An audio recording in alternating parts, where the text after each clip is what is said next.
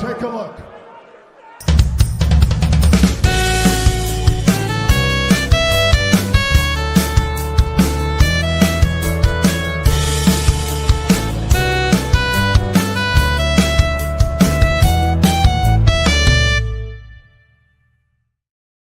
It's January 6th, 2025. I am at Roll Pearl, and it's time to get in the weeds. It's Monday, Manic Monday.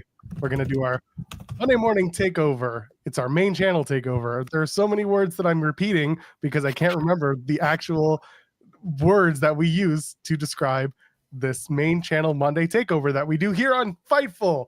Wonderful. We did it. Jeremy Lambert is here. He's mostly awake, and so am I. Good morning. How are you? I'm well. I'm here. It's been a long weekend, but we made it. We made it till Monday. We did. Over under on how many hours of sleep Jeremy got this weekend? Oof. I don't know. What are you guys thinking? We'll set the over under. So I feel like if I say like the over under, like it's gonna give it away. So I don't want to say. I don't want to say it. What do you think, Joel? Is this an average? How many hours of sleep collectively, I guess, you got this weekend? Collectively, starting Friday night. So Friday, Saturday, Sunday total. We won't count Sunday. I mean, we can count Sunday we night. We could probably count today. Let's count last night too. Okay. All right, fine. Oh, Grays is saying combined 8. I'm going to go with a combined. Let's see. You don't get 8 hours on a good day. I know this. So like 5-6 is your sweet spot. Let's go 12. I think Henry's got 15. I'm going to go with 13. Combined? Yeah. Here's the thing. Last night actually skews it a little bit because we did go to not much of a show. Well, yeah, and we went to bed early. Like there wasn't a whole lot going on a Sunday night. So it's like, we can go to bed early. And yeah, I did get up. Kids are back in school today. So I had to get up and help with that. And yeah, and cover New Year Dash as well. But last night skews it a little bit. Friday night, didn't sleep at all. Stayed up from just all day Friday. Didn't go to bed before Wrestle Kingdom. Wow. Slept for maybe 4-ish hours, 5 hours throughout the day on Saturday. Did not sleep much at all on Saturday. Like Friday night, none. Saturday, maybe 4 or 5 hours. And then Saturday night, didn't sleep because Wrestle Dynasty started at a decent hour. It started at 10 pre-show. So it was covering Collision, go right into Wrestle Dynasty. And then slept from about 4 o'clock to maybe about 6 hours that day. At 10 o'clock you woke up then? Yeah, 10 or 11. So we'll call 6 or 7. So that was Saturday, Sunday. But Sunday went to bed, or that was kind of Friday, Saturday. Sunday went to bed early. Went to bed last night at like 11 o'clock and slept until 6. So I did get like 7 hours last night. So I actually did get some sleep last night. I was not waking up at 4:30 for New Year Dash. I'm sorry. That show has not been important for years now. People like to still act like it's still an important show, and it just hasn't. And until they prove to me that they're going to make an important show again, I got no desire to wake up at 4:30 to watch a Road 2 show, because that's all it was. It was a Road 2 show. When was the last time New Year Dash was important? I remember the return of Minoru Suzuki and Suzuki-gun, but that was like, what was that, 2013, 2014? No, that's later than that. But like, you know what I'm trying to say? It's been, like you said, it's been a while since New Year Dash has been this like super important show. Chi-Town Spurs saying literally last year. But that was just because you had Mox, Danielson, and Tana, right? Or Okada. Yeah, nothing else really happened New Year Dash last year outside of those guys teamed up, right? I'm trying to remember of like what big thing happened last year, and there wasn't like a big return, there wasn't like a big angle or anything. It was just those guys teamed, which is obviously a big deal. But here's the thing, I did not expect AEW talent to be on the show today, because I figured, they're going to get back to like Kenny's going to be on Dynamite, Mercedes is probably going to be on Dynamite. I don't know about the Bucks, but I just didn't expect any AEW talent on this show. I figured most of them would fly back to be part of Dynamite, certainly Kenny. So I didn't have the expectation of, oh, maybe there's going to be some big AEW surprise on this show. That was not my expectation. Yeah, there's not, and like Omega and Okada teaming it's literally what could have happened at Wrestle Dynasty. Omega and Tanahashi, you mean? Yeah, no, Omega and Okada teaming up. Last year? Yeah, last year. I'm like, that didn't happen last year. That was Danielson. Last year was Danielson, Moxley, and Okada. Oh, yeah. No, but didn't they do an Omega Okada team? Or maybe Omega was out all last year. What are we talking about here, folks? Yeah, hold on. Yeah. I'm not crazy. I was right the first time. Yeah. Okay, good. I'm making sure. I'm just like, regardless, if you did an Omega and Okada team, that's still like feeling like a Wrestling Dynasty or Wrestle Dynasty show. Anyway, it's fine. It's fine. Yeah, so that was what it was. Tanahashi and Omega teaming would have been a big deal. If that happened at New Year Dash, that would have been a big deal, but it didn't. Right. Well, instead we got a New Year Dash that happened like it did. So. Okay, yeah. Omega and Okada teamed in 2023. All right, cool. Like, yeah, I believe that happened. But that's the thing is like they've done like these cool like dream pairing teams, which is nice to see. But they haven't done like this big kind of must-see angle in the past few years. So yeah, if I had the expectation of maybe Omega and Tanahashi will team, then that would have been something. Certainly, I'm not gonna like dismiss that as not a big deal. It would have been a big deal, but I didn't have that expectation because again, I thought that Omega would fly back because he's going to be on Dynamite. I know his graphic doesn't say like he's going to be in person. It says he's returning to Dynamite. They made it pretty clear he's going to be there live. You get like, it just, his graphic doesn't say, appearing live, but like it says Kenny Omega returns to AEW Dynamite. I don't feel like they're going to hype that and just do, here's a video package. Kenny's sending a video message. So I believe he's going to appear live. And my expectation was, he's going to appear live on Dynamite, probably not hanging around wrestling again on New Year Dash. And that was the other thing is even if he showed up to New Year Dash, I was not expecting wrestling on New Year Dash. They got him for the Gabe Kid match. Cool. Everything's good there. I don't think AEW is going to be like, you also get him at like a New Year Dash match. Because at least with Dynasty, you could say it's an AEW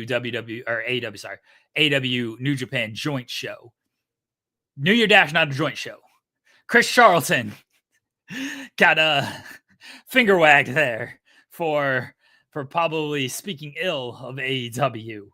They certainly made allusions to that on New Year Dash. That feels like it may have been more of a kayfabe thing, but it may have. We'll see. Yeah, it's very possible. It's very possible that it was, but they certainly, whether it was or wasn't, they got people talking about it. So good on them. I thought Charlton was just kind of in kayfabe, but he went heavy-handed with it though. If it was kayfabe, he went very heavy, almost to a detriment. I was like, all right, I get it. It was a little much. Maybe pulled it back a little bit. The guy, he's a heel announcer. He's representing New Japan. I get all that, but he maybe could have pulled it back just a little bit. I feel like if you really want to turn this into something, because sometimes in professional wrestling, things that go too far become story plot points and so on and so forth. You've got a Forbidden Door show coming up this summer in the UK in London. You can play into that. Having to get McGuinness be one side of that because you're talking to heel announcers. Have Nigel McGuinness be the AEW side of that, Charlton be that side of that, and eventually the two kind of get a little more heated to get Forbidden Door heated up again. So it's not just Forbidden Door matches. I'm just trying to add stakes to something that started somewhere. I'm trying to do something. Sure, but announcer feuds. Oh, I'm not saying I'm not saying that they're going to turn it into a feud between each other. I'm saying that they will be the mouthpieces for each other's companies, speaking to the fans that inevitably become matches between the wrestlers. I'm not saying that Nigel's going to, lead someone to the ring or that Charlton's going to become like the New Japan spokesperson. I'm just saying that through the commentary at either of the shows that you watch, they make these little barbs, they trade barbs that inevitably it heats up the locker rooms and then turns into a Forbidden Door that's actually New Japan versus AEW and not just what it's been for the last few years, which it's been like, yeah, we're friends, but we're just having dream matches. Like, we'll add a little bit of posturing. We'll add a little bit of not even stakes, but just a little bit of like tenseness to this friendship that AEW and New Japan have. The wrestlers do that. That's where I think Charlton actually, where I thought he was good, is he was talking about Yoda Tsuji said this, Gabe Kid said this. That's where I thought Charlton did a good job of conveying, hey, this is how the New Japan wrestlers feel about things. I think when announcers try to, again, Charlton was a little too much at points, and I don't need the announcers going back and forth of like, that Chris Charlton guy feels like this. Oh, the New Japan wrestler feels like this. Let the wrestlers give the opinion. Tell it from the wrestlers' perspective, because those are the guys fighting. The announcer, because then it just sounds like announcers bickering, and we got so much of that during the WWE days when it was a bad product that I don't need to revisit that at all. Okay, that's fair. Like I said, I'm trying to make something out of whatever New Japan's doing with Chris Charlton. That's all. But we'll see where it goes. It could be nothing, or it could turn into something going into Forbidden Door. But what you should turn your thumbs into is up, so that you can leave a thumbs up on the video and like us here on youtube.com/Fightful. Like I said, we are here the first Monday of every month. We come and do our morning show. It's called In the Weeds. Normally, you'll find us on Fightful Overbooked. That's our sister channel. You can subscribe to us there over Fightful Overbooked, or go to FightfulOverbooked.com. All of the content is there too, along with here. So we come here, we share our brand of Monday morning tomfoolery, mania. What are we calling it? I don't know. I need an M word that you can use. Madness. No, that's too much. But we're here. We're doing our show. We're Monday, Wednesdays, and Fridays normally. Maybe it'll expand. Who knows? But over on Fightful Overbooked is where you'll find us. And also, you can donate a super chat. Any amount, get your question or statement read on the air. We always appreciate that. Goes a long way to support not only us, but also the people who do the shows on this channel. Mischief is a good shout. Monday morning mischief. Just another manic. Could you imagine if Dynamite went to Monday? Tony would shell out for Manic Monday. Malarkey's another fun one. Who needs the scissor? Who needs the Pointer Sisters? The Scissor Sisters? Is that what you're about to say? Yeah, they're going to take your mother all night. Who needs the Scissor Sisters? Who needs the Pointer Sisters when you could have just another Manic Monday? That's the new Netflix WWE Raw theme. That would be hilarious. Nah, Triple H is using, Travis Scott out here. Amazing. The dude just talks to his kids. Who's in right now?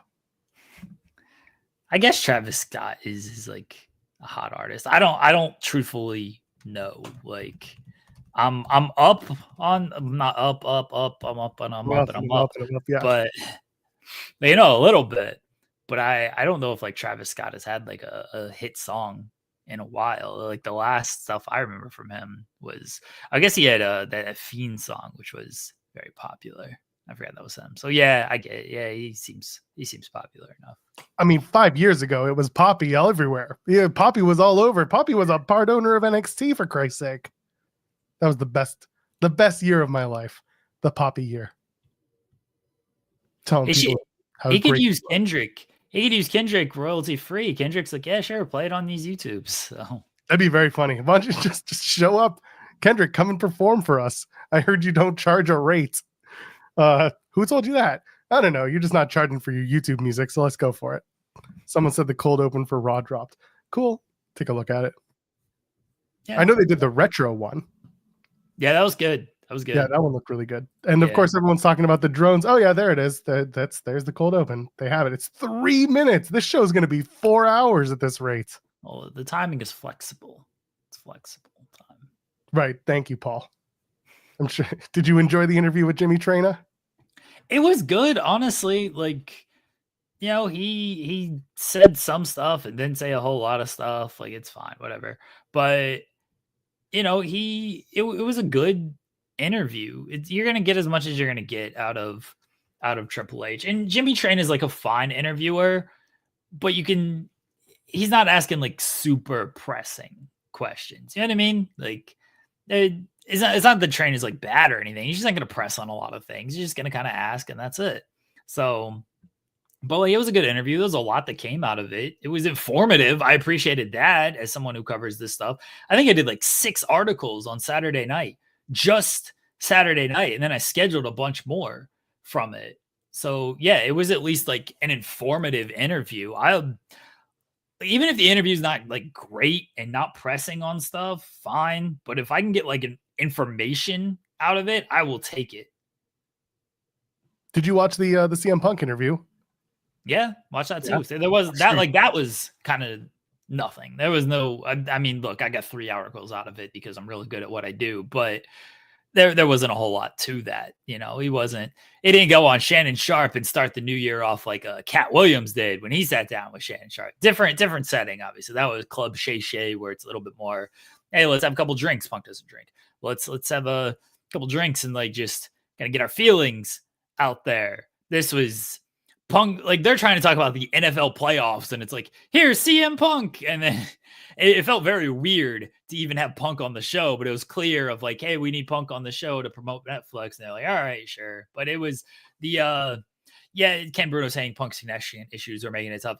That was certainly a problem as well, but it was also just like the vibe was a little off there, and just it didn't fit. Like Punk being on that show didn't really seem to fit what their overall show, because it's sports talk, and Punk's a Blackhawks fan, but they ain't talking hockey on that show. So I'm watching this cold open. Lots of Hogan, lots of Brett. I know we'll get there. There's someone's painting a giant mural. They finally get to like the new breed, and it's, you know, it's Seth, and it's Charlotte and Becky and Bailey. There's a lot of Andre. He's painting a canvas, a literal ring canvas. That's a real American beer.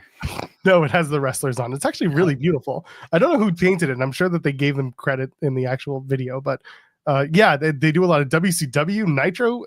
They show you stuff that happened in Madison Square Garden, the WWF days with San Martino. Showed you Gorgeous George. They showed you Lawler on Letterman. Yeah, it's a very interesting 3-minute watch without the audio on, but no Vince, zero Vince McMahon. Just like the Raw video that they did on USA, zero Vince McMahon on that one as well, except for like one little shot during the Tyson and Austin interaction, but he was in the middle of the shot, so you couldn't really get him out of there. It's worth noting. I mean, I thought for a minute that they would do something like that, but I feel like that calls more attention to it. Yeah. But yeah, there you go. Go take a look at it. It's actually, like I said, I watched it just now without any sort of audio, but you know, I'm sure the music does tie it in together with the narration. Well, Triple H narrates it, so. Oh, so it's going to be very dramatic. I'm going to tell you the story of WWE. And in WWE, the story never ends. You got the bumper? I do, but we don't need to do it. Do it on Thursday. Do it on the spotlight. Let's hit a couple super chats. WWE from Tenruz saying WWE having Riyadh and the Hogan beer on the mat, fed as mud. Okay.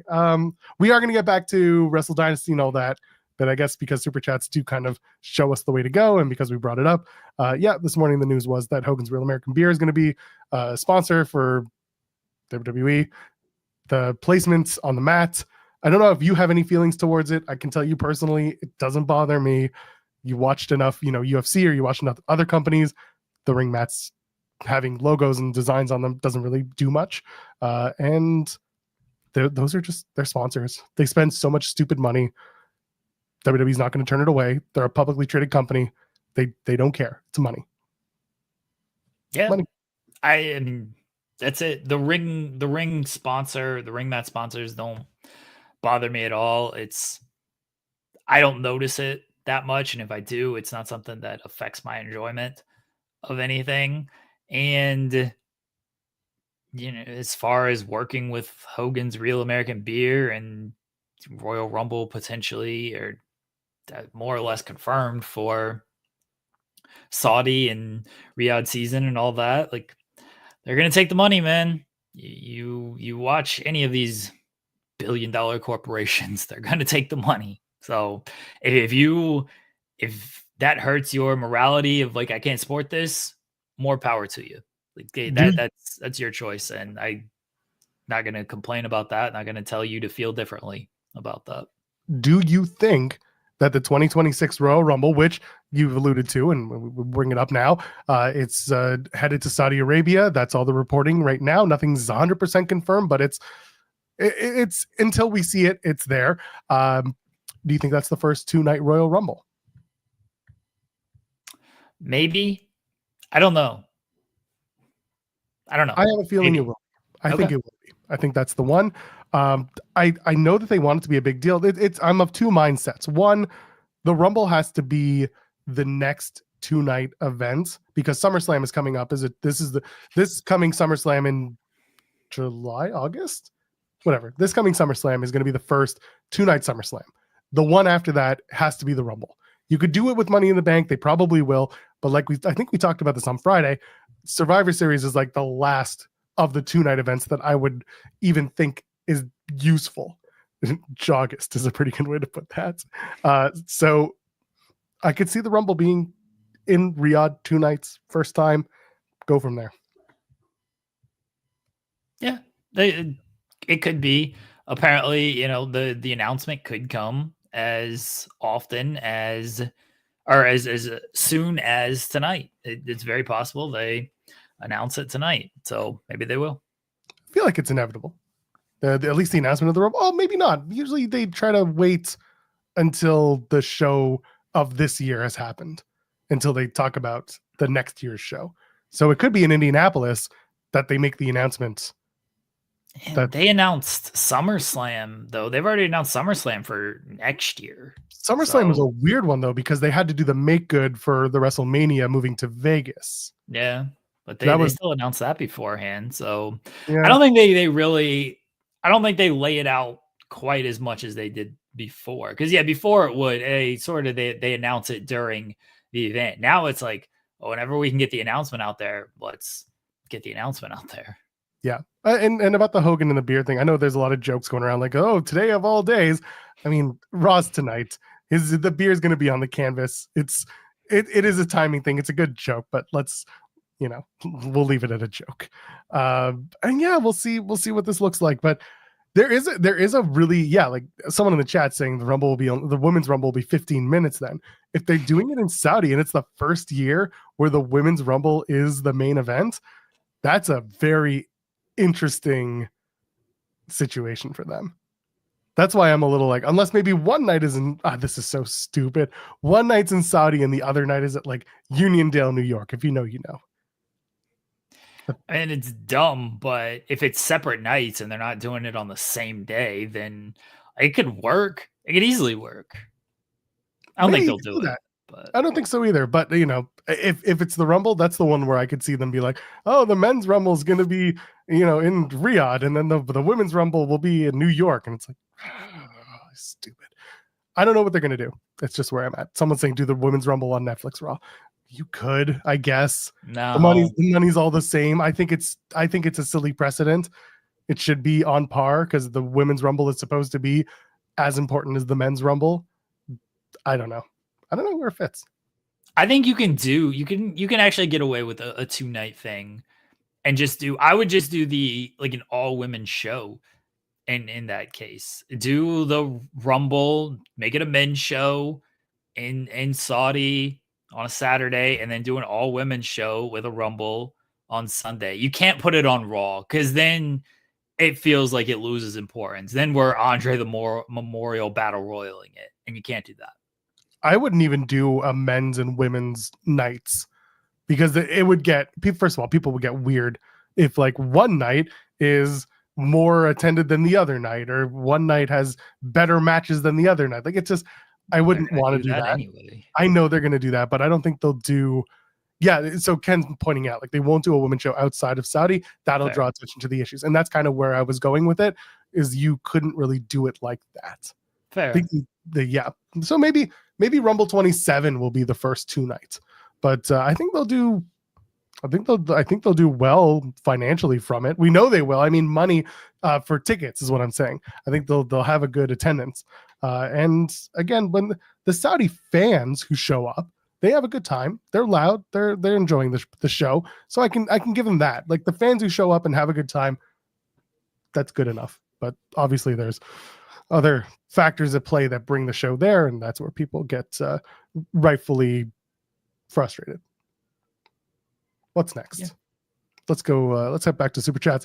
Tenders is saying, after the couple dome shows, I'm a bit confident in New Japan in 2025. Bucks, Mercedes Moné, Kenny Omega, and Takeshita being in New Japan will be fun. Also, Fed is going to have Hogan again. Yeah. So we'll get to the first part. New Japan 2025. You watched Wrestle Kingdom. I watched pieces. You watched Wrestle Dynasty. I watched pieces. Saw the listen. I'm not gonna. I used to. I got to a point where I'm just watching pieces. You know what I watched all of? I watched all of Kenny and Gabe Kid. I watched that entire match, top to bottom. I watched the Mercedes match as well because I thought it was very good. There was a lot of really strong stuff. I didn't see the Bucks tag match. I know they won, and I'm curious as to what that means for the IWGP Tag Team Championships. And there was some really strong stuff that happened over the weekend. What was your big take from this weekend watching both New Japan shows and the AEW New Japan show? AEW's got to just go full bore with Kenny Omega and Konosuke Takeshita in 2025.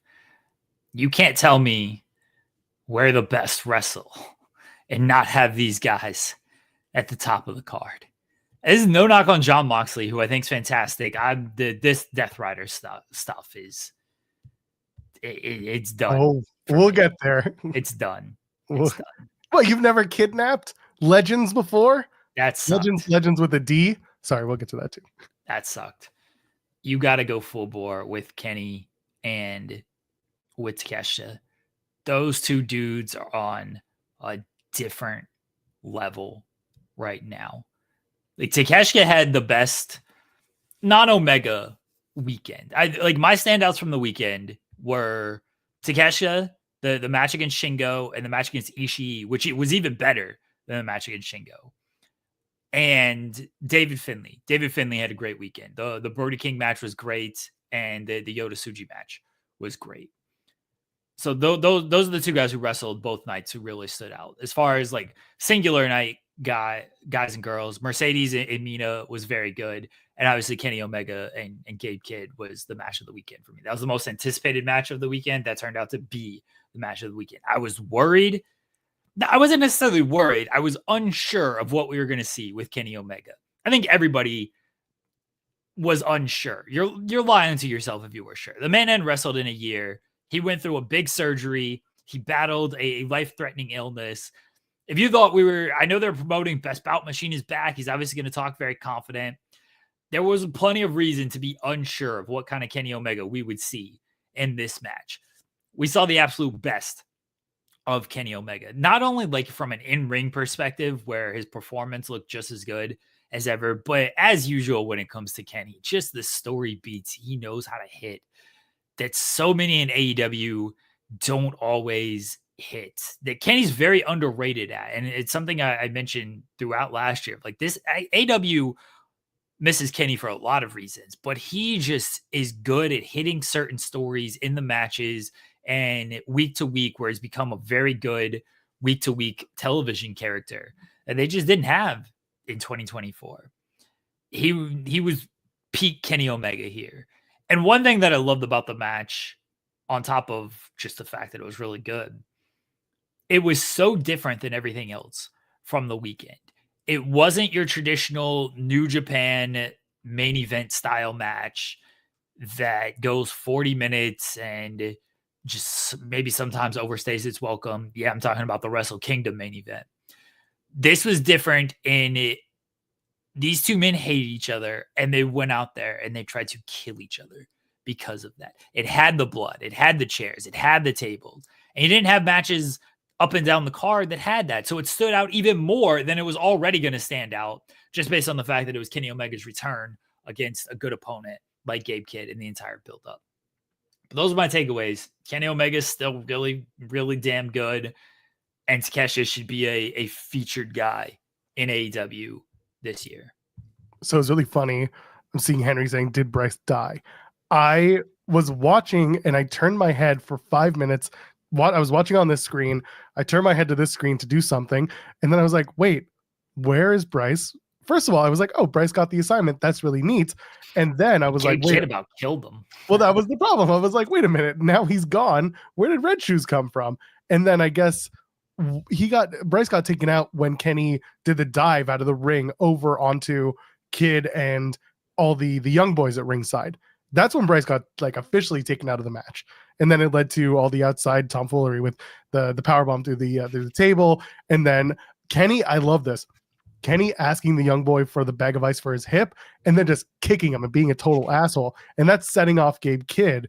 There was some really, really, really good, again, the storytelling beats in the match made sense. And it got Gabe Kid over even further because Kenny's Kenny. Kenny in Japan is Kenny Omega in Japan. He was fine. He could have had a shit match and it probably would have been okay.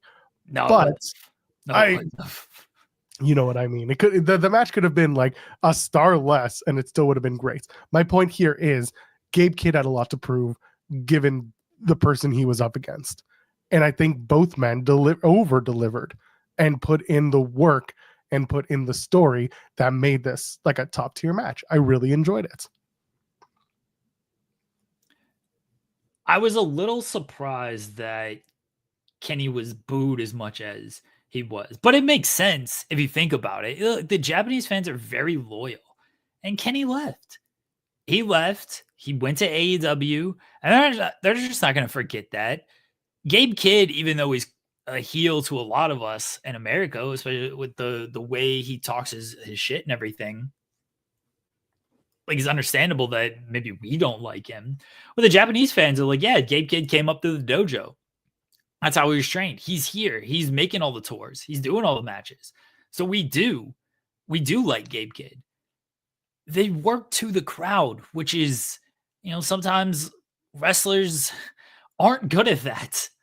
They're just like, oh, we're going to go out and do our match. And they don't adjust to what the crowd is. You mentioned Kenny kicking away like the young lion and everything. They give him like, that's just a little heel thing of like, well, I'm already getting booed.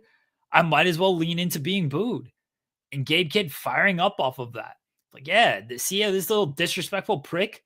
I want to punch him in his stomach. They adjusted to the crowd. And if the crowd was going to full on cheer Omega and boo Gabe Kid, I'm sure they would have figured it out. I'm sure that was probably their layout in practice anyway. So I'm sure they would have worked to that as well.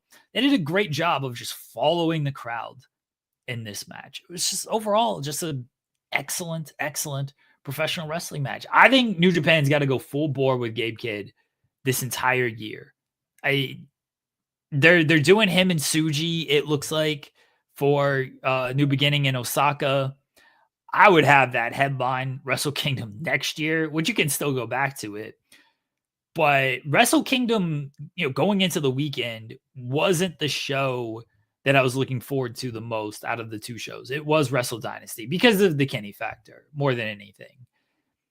And Wrestle Kingdom ended up being the lesser of the two shows. It was just kind of, there wasn't a whole lot on paper that made you go, yeah, this is going to be a big time show. We talked about it beforehand of like 5 years, we might look back at this and this might be a big show of, oh man, that was a monumental transition show for the company. Or we might look back and be like, well, that was a miss. And it was a transitional Wrestle Kingdom in a different way because it made you realize, and Naito ain't got the step anymore.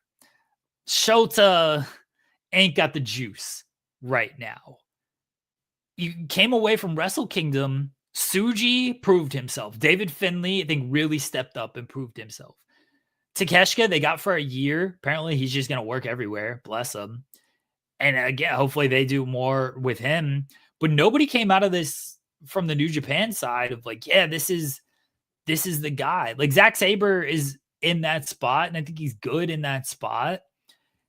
He didn't have the right opponent. Shota, he was in over his head. He was in completely over his head. And they tried to work a 45-minute epic that needed to only be 20 minutes at the most. I don't know if the injury to Doki changed things because New Japan, they're giving you that 4-hour show. They don't give a fuck. Everybody can be injured. They could have injuries up and down the card.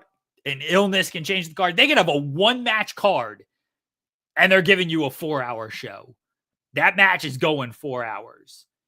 And that's what it felt like here. Doki got injured, so that was probably scheduled to be 15 to 18 minutes. Instead, it was 5 minutes. Like, well, we got to find now another 10 to 15 minutes. Here you go, Zach and Shota. Go another 10 to 15 minutes. Just tack it onto your match. And that was a mistake because that match didn't need to be 44 minutes. Another super chat from Tenruza says David Finlay was great as well. Need this Finlay versus Juice in New Japan. TK needs buckets of cold water in the face to wake him up. Needs to cook, not reheat. I'll let you talk about the David Finlay thing. And then the other thing I want to talk about in regards to TK are the 2 new belts he's going to be able to play with on American soil with Mercedes Moné. Really 1 new belt, but we'll get to that. I just wanted an excuse to transition to Mercedes after you talk about David Finlay.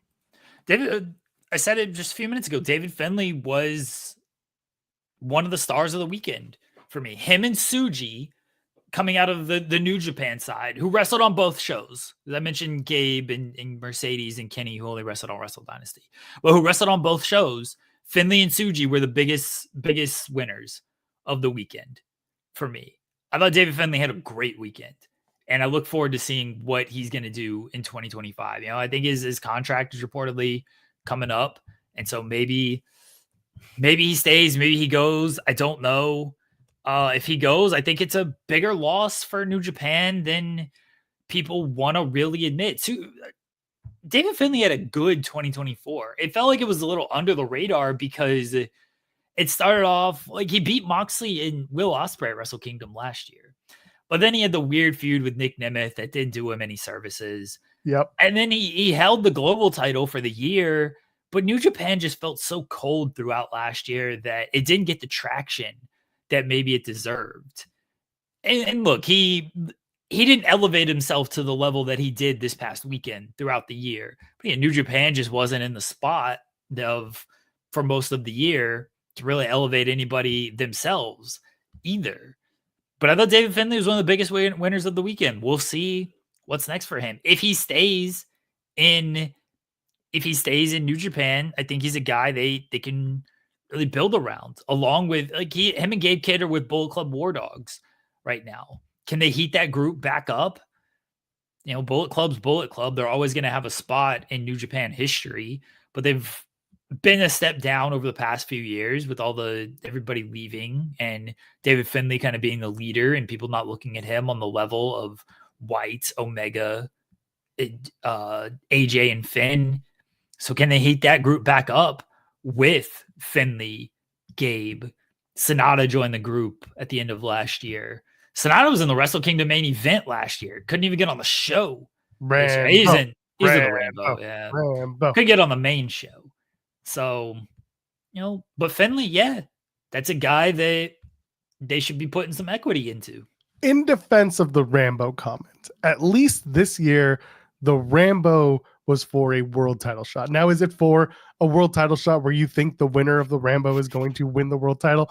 Not necessarily, but at least you can say, okay, Sonata, former IWGP World Heavyweight Champion, he was in it because he wanted to climb back up the mountain. You could use that as the excuse. It's still a pre-show Rambo. I get it. But at least it's not for the Kings of Pro Wrestling provisional title. Man, Goto won that thing, and I'm not unconvinced that Goto is going to lose. I think he might win. It's not a knock on Zack Sabre, because I don't think Zack Sabre had a great weekend. A lot of people were praising that Ricochet match. The Ricochet match was fine. It didn't overstay its welcome, which I appreciated. The problem with the Ricochet match is it had to follow the Kenny match. And so anything after that felt like a come down. It was much better than the Shota match. I don't put the Shota match fully on Zack Sabre. I do put it a little bit on him in that his style is not conducive to a 44-minute match. I like Zack Sabre. I'm very high on Zack Sabre. I've been high on him for a long time. I don't need a 45-minute Zack Sabre match. His style, it just doesn't work for those long, epic kind of matches. And yet, Shota's not the guy to have it with either.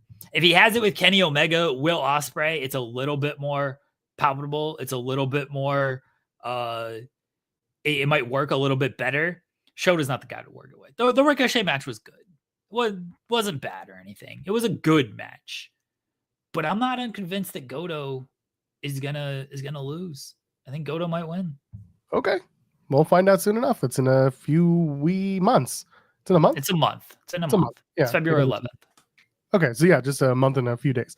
Okay, well, we'll see. Listen, it's New Japan season is always now, and then we go until what? Destruction in June. That's really like the next big show. I feel like there's other stuff, but there's another tournament. There's another tournament somewhere there. Yeah, I can't remember all my New Japan scheduling is terrible. I know when they pop up. That's all. I know that at the next show they're probably going to show you the entire year of where they're going and what they're doing, and that's when we'll know what's important. What do we pay attention to? Mercedes Moné, we pay attention to her. She beats Mina Shirakawa to capture the RevPro Undisputed British Women's Championship. 2 new belts, really one around the waist of Mercedes. She gets to come back to the UK to face who knows, because literally every single woman in British wrestling had something to say about Mercedes and a match in the UK for that title, and I thought that was hilarious. As people are like, creative control, Diva, and I'm like, man, these people are falling over themselves to have this match because she is the person. I thought it was a good match with Mina. I thought that it was, again, a solid decision to have Mercedes capture that title. To me, it felt obvious. I didn't think Mina was going to hand Mercedes her first loss since she joined AEW.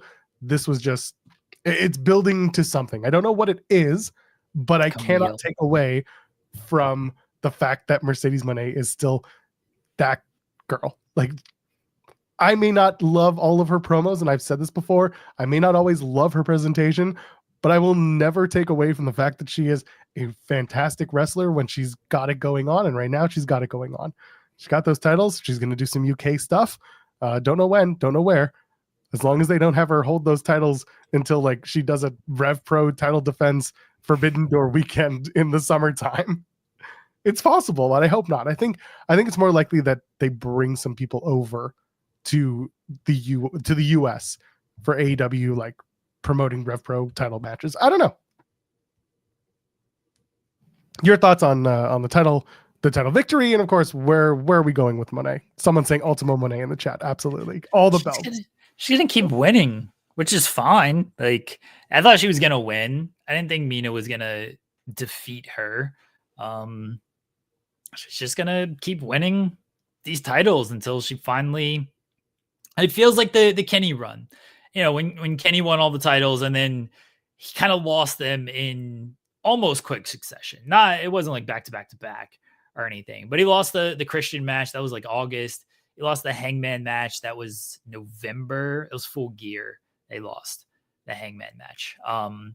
So it was, it was a couple month break in between there, but that's what it feels like. She's gonna win until she loses a few of them, and she probably loses them in relative quick order. I'm not saying like weeks within each other, but I'm saying months within each other. I feel like she's going to lose them all within a 6-month span, or she just loses them in triple threat matches and never gets pinned. And it's hilarious that she just doesn't take an L at all, which I think would be awesome. Ultimo Moné, that's good. Yeah, I think that would be hilarious as well.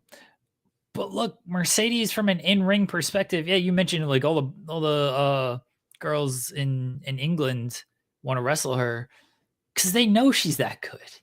They know it. They want to be in the ring with her because she has the respect of just about all of her peers of like, yeah, that's who I want to wrestle. That's who I want to face. It's obviously a big opportunity from a marketing perspective because Mercedes is one of the top female wrestlers outside of WWE. She might be the top female wrestler outside of the WWE from like a brand perspective. So they know it's like extra attention in that regard as well. But it's also just, you're probably going to have a really excellent wrestling match against Mercedes Moné. The issue with Mercedes has never been in ring.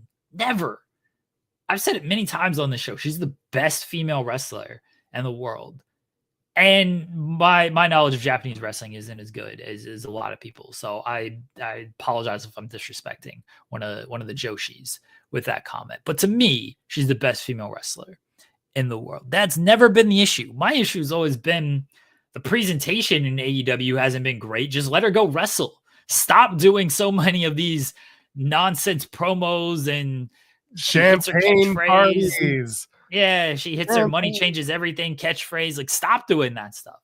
Let's go have great wrestling matches. And now that she's doing a little bit more of that, and look where she's at. This is the tough part about a North American wrestling presentation. You have to have the promo. You have to have that. Your character presentation. The theater is almost paramount to the matches. It's like the character leads to the matches, not the other way around. And that's a North American presentation. And for Mercedes when she gets to that point where she has the character with the presentation to get you to the matches, that's when it's going to come together. And she's still kind of fleshing out the CEO, because it's not Sasha Banks. It's not that. It's there's loose affiliation to the Sasha Banks character, but this is her trying to level up whatever that was, and the growing pains are still there. I hope she figures it out, and I hope that the promos evolve from CEO to like something more, just something more wrestling-y. And I don't know, I can't explain it, but I know something's missing. Her leveling up is just winning all the titles. That's it. She's just winning all the titles. It's like, this is what being a CEO is. It means you friggin' win. Rules. Nice censoring of yourself 45 minutes into the show. Yeah, it's fine. Tenry's also sent a super chat saying Ishii is him. New Japan US shows are going to be good, and Rev Pro will be fun. Battle in the Valley is coming up, so of course the Young Bucks have to have the IWGP Tag Team Championship so they could go to Battle in the Valley. Maybe. And that card's pretty full. They've been challenged for the show. Yeah, but Hiromu's already got a match on that show. He's wrestling in the Sumi Sakai retirement match, so they ain't. Maybe Naito needs another partner. They're not doing that. It's going to be Hiromu. So no, Naito's not going to get a different partner. I feel like they should be working Battle in the Valley, given the fact that it's the Bucks in California. You're expecting them to work back-to-back weekends, Joel? The hell's wrong with you? I am very much expecting them to work back-to-back weekends. Well, sorry, brother. That doesn't work for them. More pearls. Just get them more pearls. I think they're more likely to work New Beginning in Osaka than Battle in the Valley. Battle in the Valley, against a pretty full card. Like, the only thing you're kind of adding to this is like pre-show matches. And again, Hiromu, he's already booked. He's already wrestling the Sumi Sakai retirement match. They're not going to pull him out of that. He's probably not going to wrestle twice. I highly doubt it. Anyway, it's more likely that they work New Beginning in Osaka. I would not expect a Young Bucks match for Battle in the Valley. Will they show up, do something, maybe accept the challenge, beat up Hiromu, maybe that. Yeah. But they're not going to wrestle at Battle in the Valley. Big old promo segment. Get them over. Absolutely. I accept the nomination for Prime Minister. Seems bad. The Canadian Prime Minister is about to step down, so we got that going. Really? Yeah, I mean, he's also been in charge for the last 8-9 years. So here we are. Oh, it's going to be fun in Canada for the next little while. Chi-Town Spurs sent a super chat saying Wrestle Dynasty, quote, restored the feeling more than any AEW thing in the last year. Meanwhile, Mox looks like Harry and Marv duct taping old people. Let's talk about Collision. Why? Where do we even start? Okay. What was good on Collision? Deanna and Tony Storm was a good match. I thought that was solid. Yeah. I'm trying to be good. I'm trying because I don't want people to think Garcia and Mark Briscoe was a good match. Yeah, Garcia and Briscoe was a great opening match. You're right, absolutely. And chat's in there too. I'm trying to think, was there anything else that really Jeff Jarrett squashing Aaron Solo? As one does, yeah, you should do that. More of that. Beast Mortos didn't win the $100,000. That match wasn't all that great either. You think Brian Cage is having another baby? That's the only way I would give him $100,000. Gotta feed the yummy penis allegations. Like, that match wasn't all that great. No, it was okay. The tag team title match wasn't all that great either. Where are we going with that? Are we doing a three-way next at Revolution? Like, where are we going with They that? don't know. I don't think they know either. That's kind of frustrating. No. I am convinced that Private Party was absolutely going to become heels before whatever happened with the Young Bucks decision to give them the tag titles. Like, they had the new theme music. You and I talked about this. I was like, the Private Party are heels, and now they've suddenly in the last few weeks gone right back to the Shots theme. I'm like, feels like they had another plan in mind, and they pivoted back given how things were looking on the tag division. That's kind of where I'm at. Yeah, maybe. I don't know. The tag team stuff is very weird because Private Party 1, it seemed like it should have been a big deal, and it kind of was for a moment. They put splitting up on the line. Like, people seem to forget that. Because it was at the same show that they did like 3 other important things, and they just tossed on that one. We talked about that. I know it. Yeah. They made that announcement, and then they did some big other thing at the end of that show as well. But they put their tag team partnership on the line, and they won. It was a good moment. And then the tag team division hasn't done much of anything since. When your first challengers are 2 teams who lose all the time, it's tough for me to believe that this is a worthwhile investment. Your first challengers were 2 dudes. They did spiky coats. They did the 4-way. I know they did the 4-way and everything where like some teams won, but your first like main challengers were Andretti and Leo and Top Flight. It's like, these guys aren't super inspiring, and it is what it is. It's gotta figure something out with that division. I don't know if they will, but Collision, it existed after Garcia and Briscoe. If you watch Tony Storm and Deanna, like that was fine. But after Garcia and Briscoe, just wasn't a whole lot going on. The main event wasn't all that great. That closing segment. But we got to talk about it. Adam Copeland, Cope pins Chris Jericho. Great. The Ring of Honor World Champion has been pinned by Cope. We're doing it, baby. It's going to be Cope and Jericho for the Ring of Honor title. It's going to happen. Sure. Get excited. No. Okay. That John Moxley stuff sucked. What was that? Why? I don't know. I didn't write it. You know, if I wrote it, they would have killed him. There would have been a murder. There would have been plastic bags over heads. I know. But they tied him up with like duct tape. And Ricky's like, you don't have the balls to do it. And Moxley confirmed he did not have the balls to do it because they just ran away. But what were they supposed to do? That's the question. I'm very curious as to what it was. Cut their fucking head off and ask where they're headed off to. I don't know. Do something and murder them. What was the point of tying them up and then leaving? It was so dumb. So dumb. They tied them up, and then here come the Outrunners, and then they jumped the Outrunners. So clearly they like knew somebody was going to come, so they jumped them. And then they just left because they're like, oh, well, now Copeland and FTR are coming. It's like, did you not plan for that too? You were up on the big screen. You think they're just going to wait in the ring the whole time? Like, oh, gee, wonder what's going to happen on this. It was so stupid. Maybe they didn't think the Outrunners were going to come. So maybe like they were waiting for a sneak attack on Copeland and FTR, and the Outrunners came in, and that they had to use the sneak attack on them. So then when Copeland and FTR came, now they have no sneak attack. So now they got to run away. It sucked. It was not good. The Outrunners. I at least try to logically explain it. Yes, you did. And like Chi-Town Spurs mentioning FTR dropping on my head 3 years ago. And they did bring it up on the show, and they're just like, it's just business, brother. And then everyone shakes hands and everyone's best pals again. It's very interesting. I don't know where we're going. I don't know what we're doing. Collision was roll-up central. First 3 matches ended in roll-up finishes. And then Hangman and Chris Daniels. I thought that was that was a choice. I like that there was aggression. I like that Chris Daniels. Christopher Daniels. I like that he snapped. I like that. It took time. He needed to do it.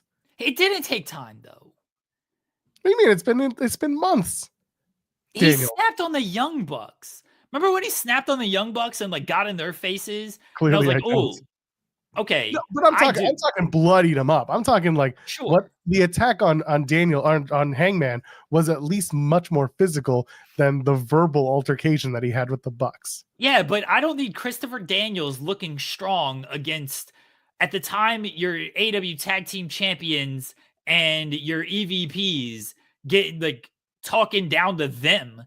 Like the Young Bucks should have kicked the shit out of Christopher Daniels right then and there. And now Hangman Page should have kicked the shit out of Christopher Daniels. I assume Daniels and Hangman are going to have a match. I assume this is leading to a match. I don't feel like you're doing this unless you're going to lead to a match. And Hangman is probably going to murder this man. Hopefully he does. Maybe he retires him. Not sure. But I assume he's going to murder him in some perspective. I still would not have Christopher Daniels beat up Hangman Page in that fashion. Just wouldn't do it. I think they should do a retirement with this. Let Hangman just beat the living garbage out of Chris Daniels and retire. 50-50 that fucking match. It probably will be terrible. Well, Billy Gunn won't show up to work anymore because he can't 50-50 his way into the merch sales for the Acclaim because they get no more sales. The Acclaim are gone. They're almost broken up. That's they're gonna have Billy Gunn show up and like piece them back together, aren't they? Like they mentioned Billy. This is the first, I guess maybe not, because sometimes they just mention things and they don't follow up on it. But like you had Anthony Bones be like, this is the reason that Billy Gunn doesn't come around anymore. And I'm like, it's more like the reason is because he just doesn't get the money from the merch sale. But anyway, it doesn't matter. Is this the split of the Acclaim? Do you think they're gonna put them back together just because? Billy Gunn's gonna show up on Raw tonight. Talk about a pissant company? Is that what he's gonna do? Yeah. I assume they're splitting. I hope they don't do this thing of like, oh, they both turn on Billy Gunn and now we just get like heel Acclaimed. I think that would be stupid. I'd split them. I'd roll with Bowens as a singles person, whether that's babyface Bowens or whether that's a heel Bowens and he joins Earth Syndicate. I'd roll with him as a singles guy. And I think Caster, I think he's found himself as this like, maybe it was easy to find himself, but he's found himself as this like douchebag annoying heel. He's doing a great job at it. And I think he can be serviceable in that regard. This is funny because if you watch the episode of Dynamite where Billy Gunn and Jay White had a match, I did the post-show review with Alex Pulaski that night. I was not very kind to that match. So I love it. Billy Gunn singles push. Billy Gunn should be in the singles picture. Anyway, Psycho's better than Wolverine saying, who's booking this crap, TK or Mox? I need to know. That's a good question. I'm sure there's a lot of trust there. It's a little bit of both, but at the end of the day, Tony Khan has the final say. He has the final say. Yep. We can say that, oh, these are all Jon Moxley's ideas, but Tony has the final say. So this is what it is on that. But it's not good, man. This is like, you can't fully hotshot the title off of Jon Moxley. I think the disrespect of Jon Moxley has gotten a little bit too far for everything that he's done for the company and for the star that he should be in the company. It doesn't feel like it right now. It just doesn't. I think it's gotten a little bit too far when it comes to Jon Moxley. But the stuff they're doing right now isn't all that good. And it's lost its way. Like when it started very good. I mean, he comes out, the promo with Shivani, murdering Danielson and all this stuff. Like, it was good stuff. His message was even good. It seemed like there was a real purpose to it. Now I don't know what the purpose is. I have no idea. What is Jon Moxley's mission? Do you know? No, because I've said this before on our show. Did they have A to Z or did they have A to C and then week by week had to plan the rest of it? I feel like they had a plan A, but I don't know how much more planning they had beyond that. I don't feel like you could just fully hotshot the title off of Moxley. If your end goal was Darby Allin, stick with it. But if your end goal is Christian, is Darby Allin, and then Christian cashes in, cut that shit out. Just cut it. This is what I was trying to say. They had A and Z. They did not have A to Z. They had a start point and an end point, but they never worked through the rest of it. That's the way it's come off to me, because every time you have a promo from Moxley, it's just a circular talky talk. And I even like this week on Collision, I was like, Yuta cuts the promo, says, Jay White, I'm going to kick your ass and I'm going to take you out. And then all of a sudden, Mox is like, nah, get out of the way. Let me tell you why. And then he just goes around in circles. And I'm like, Yuta cut the better promo here because there was there was a point to it. Mox's wasn't very good. This was hilarious. Ken Bruno saying one of the best instances of unintentional comedy was JR asking everyone on commentary at World's End what's going on with Moxley, and announcers fumbling to come up with a response. That was hilarious, honestly. Excalibur's like, well, Jim, he doesn't like what AEW has represented. And he just talks in circles. So funny. I don't know what their end goal is. If it's Darby and then Christian cashing in, cut that. End it now. But Kenny coming back, you can still salvage it to an extent. The damage is done, but you can salvage it to an extent. If Kenny comes back, it's like, dude, you come out here and you put the title in the briefcase. Someone made this point on Blue Sky. It was a really good point. That's such a good looking title. Like, I really like the design of the AEW title. And they have not shown that thing for months because it's in a briefcase. It was also around the waist of a football player this past weekend. Yeah, but you wouldn't know it. He should have had the briefcase with him. Like, I got this soul of AEW in here. Look what they gave me. Look what they gave me. Like, it's a good looking title. Like, show it a little bit. But if Kenny Omega comes out and is like, you come out here, you want to change AEW. It's like, AEW was fine. You changed AEW when you came here and you saw what we were doing. You saw what we were building. You want to come here and you wanted to help build that. You wanted to go against what the other company was doing. You wanted to go against the norm. You wanted to make a paradigm shift in the world of wrestling. What happened to that guy? Where's that guy? What you're doing now? That's what he was about. Kenny should even say, like, I don't even know what the hell you're trying to do now. Just lean into it. Kenny can get away with it. I don't even know what you're trying to do right now. This isn't the guy who I battled with for the AEW World title in a barbed wire exploding death match. I know people might be mad if you reference that because of the way it ended, but look, the match itself was good. Where's that guy? This guy sucks. Kenny just flat out say, this guy sucks. Could you imagine? Kenny just comes out and says, fragile ego, fragile body, weak mind, weak spirit. What happens if that happens? Kenny can save it. Like, Kenny's a guy who can save a lot of stuff, but Kenny can save it. I actually think MJF can save it to an extent because MJF's got some material there. And I like that MJF at least declared that he was going after the title. But Jay White, Adam Copeland, this version of Hangman Page ain't doing a whole lot. Just ain't doing a whole lot. Jay White, I was okay with. I don't know. I don't think they know either. Are you going to get the Legend shirt? Did you see that shirt that Cope was wearing? No, I saw it. But like, yeah. Why would I get that? I don't know, because it's a very funny, stupid shirt. Also, the promo again. It's like somebody told him, "Hey, those jokes you made on Dynamite, those were really bad." And he's like, "Oh yeah, got worse ones for Saturday." And they were like, "Ah," and that was it. And then they gave him the promo time, and that was it. Cope is not it, man. I can't emphasize this enough. It's just not great. I hope they figure it out. I really do. Yeah, an edging shirt would be better.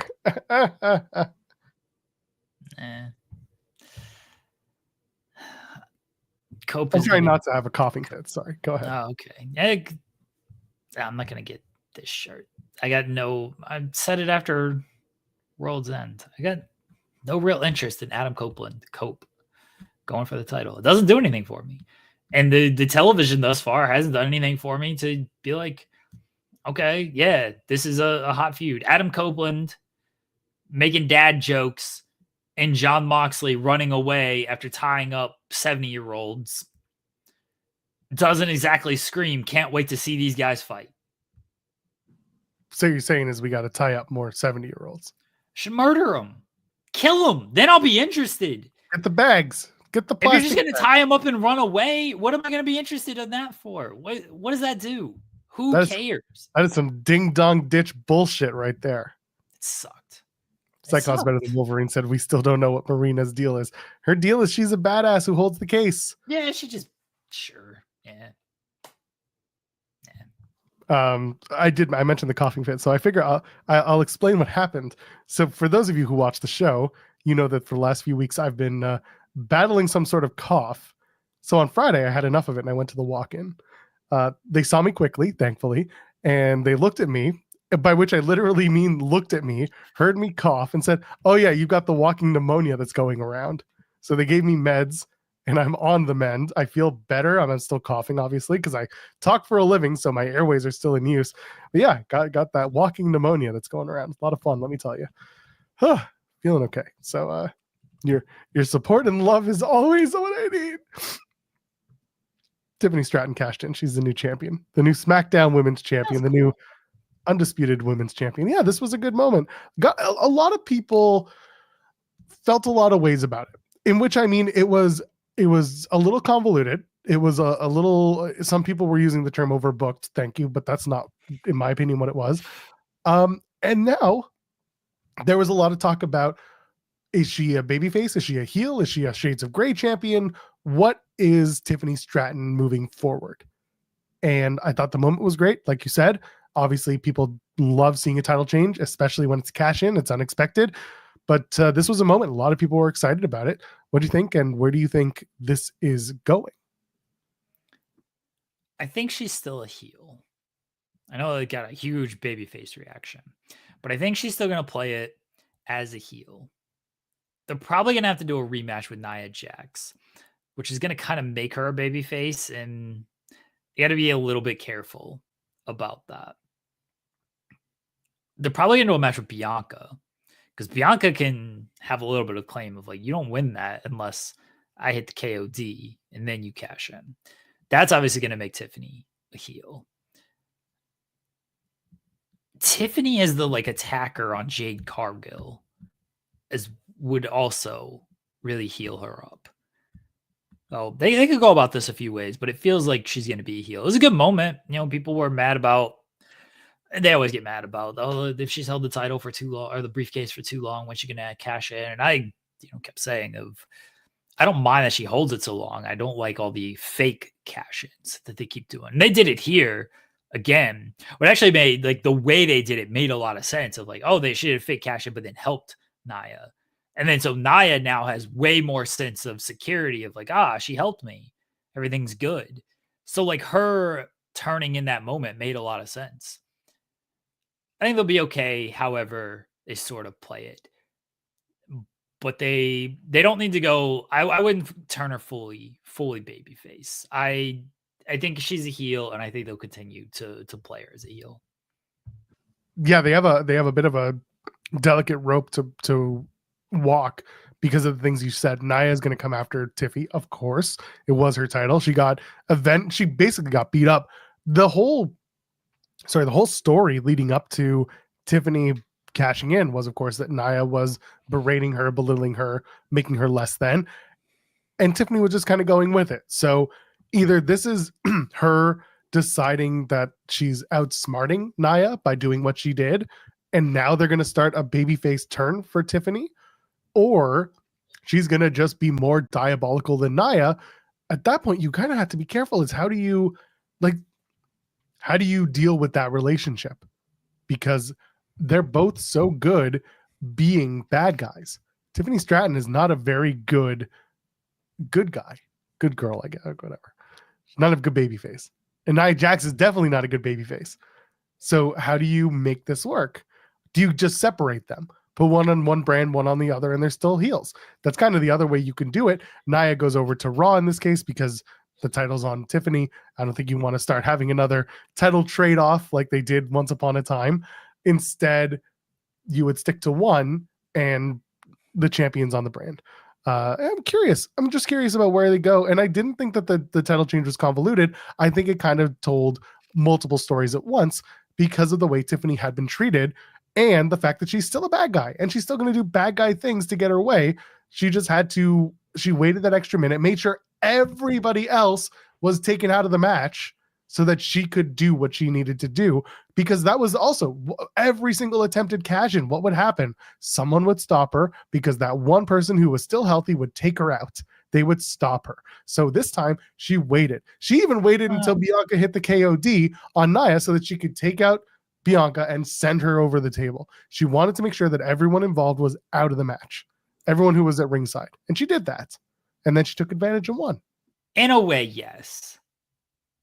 She wasn't always stopped by somebody. It was sometimes like Nia just gave her a look and she's like, what are you doing? Okay, yeah, a couple of times there was that. Yes. But my point and hold on. And with this cash in, she hit Nia with the briefcase.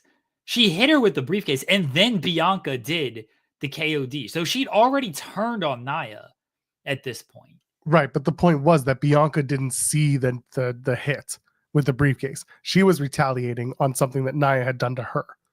Right, but you're saying like, oh, she waited until like everyone, she took out Bianca and everything, but she'd already made her decision to turn and likely cash in before Bianca did anything in that regard. It was nice circumstance that Bianca did all of that for her, and then she took out Bianca, but she'd already made her decision before Bianca did any of that.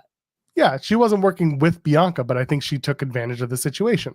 And once she saw that the person that she needed to get out of the way got the other person, Nia Jax, out of the way, she took advantage of that, removed the problem, and got the win. I think that there was some circumstance or some help, no, circumstance is a good word. Circumstance was involved, but I think there was a plan, quote unquote, in Tiffany's head as to how this would play out so that everyone who needed to be out of her way were out of her way, including the referee at the beginning. Like, she brought the referee down and then ditched him just to do whatever started the chain of events that led to her winning. It was just a lot of waiting to do it, and at least they paid it off in a way that was it made more sense than it didn't, and it didn't feel again, because you and I sat here for weeks talking about how they got to stop doing it every week. They got to stop, waiting and then not doing it. They got to make it strong, but this was the time to do it. And even when she was coming out, I was like, oh Christ, not again. And then she won, and I was like, oh Christ, thank God we did it. And so I thought it was good. I turned off SmackDown after that because that was the end of SmackDown. Right? Nothing else happened. Show was over. 2 hours, tight, good. Yeah, that felt every bit of a 3-hour show. It felt, it was like 9:00, and I'm like, there's 2 more hours of this. I don't know about that. Yeah, I got to the 10 o'clock. I got to the 10 o'clock crossover when Tiffany won, and I was like, great, wonderful episode of SmackDown. The Solo and Heyman promo, that was fine. That was good. Even the opening one with Cody and Drew and the takedown from KO, like that was okay too. But what do you think? Heyman is now property. He will be the property of the winner of tonight's tribal combat match. What do you think of the promo with Solo and Heyman? That was good. I mean, Roman's gonna win, so. But what if he doesn't? You get the Rock costing him. What if there's a world where Heyman is effectively captured, stolen by Solo Sikoa in this match? Not in this match, but like by virtue of Solo winning the match, he gets a reluctant Paul Heyman. Well, I guess that would happen if Solo wins, but Solo wins, he gets Paul Heyman. That's the victory. Sure. Solo's not winning this match. What are we doing? Maybe he is. Maybe it's gonna be a big shock. High tides, boats, and so on and so forth. No offense to Solo Sikoa, who I think's done very well as this character, and he's found himself over the past 6 to 8 months. He ain't beating Roman Reigns. He ain't beating Roman Reigns on this Raw Netflix premiere. They ain't having this first Raw Netflix and Solo Sikoa beating Roman Reigns. I think they like Solo Sikoa. I think they feel they can use Solo Sikoa in certain regards. I don't see him as worthy of beating Roman Reigns. So Henry's saying, didn't Solo already have Heyman? He did, but this was before before he killed him. Yeah, before he knocked him out at MSG and all that stuff. And when Heyman was like playing nicely, with this new bloodline, and then everything went to shit. This would be a new chapter because again, they love stretching this shit out. So this would be a whole new chapter of like reluctant Paul Heyman having to answer to Solo and like needing to do it, not just going behind his back. I don't know, he'd be the guy. I don't know. It's something that I just thought about. It's a little tomfoolery for the sake of tomfoolery, but again, the big story is that The Rock is going to be appearing tonight on the Netflix episode of Raw on the debut. That does not mean, to put this out here, I'm sure other people will be putting it out there as well. This does not mean that The Rock will be or won't be working WrestleMania. This does not, until The Rock says something or until something changes, nothing has changed. The Rock will be on the Netflix show tonight. That's as far as we've got with The Rock. He will be there. Jeremy and I talked about this for weeks, where we both kind of said at one point, Rock won't be there. Rock would be there. He should be there. Do you think that this means that the Tribal Combat match is now going to close the show and that Punk and Rollins got moved? Or do you think it now opens the show so that Rock can come out in the early moments of the show? But I'm still on the John Cena and Triple H open the show train. Yeah, that's what I think John Cena opens the show still. Oh, Triple H is going to open the show because, doesn't like to be on television. Hates it. Yeah. I heard that they had to take him, bring him into the voiceover booth for that Raw opening, and like shackle him to the chair and say, read the words, God damn it, read the words.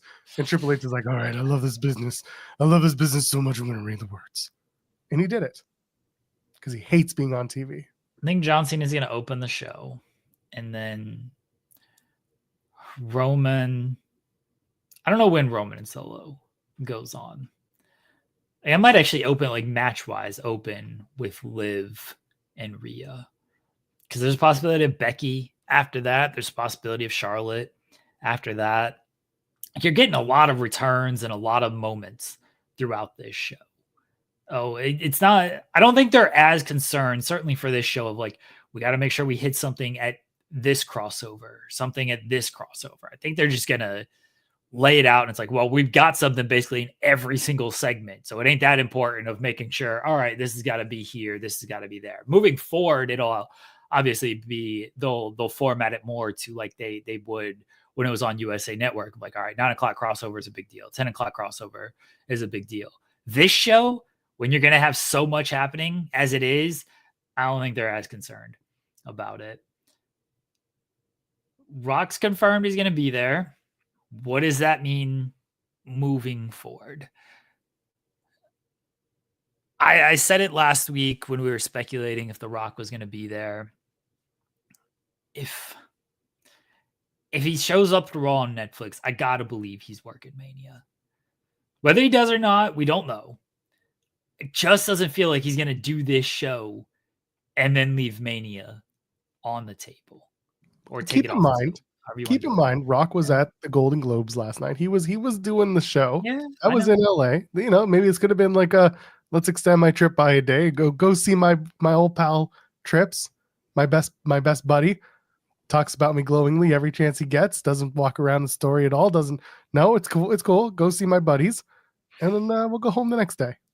Go up to the island, as it's called. Sure, maybe it is that. But it just feels like if he's going to be on this show, as big of a show as it is, as close as we get closer to WrestleMania, his Bad Blood definitely felt like that. Like, oh, I'm kind of already in Georgia. May as well just make the appearance and, kind of keep things going here.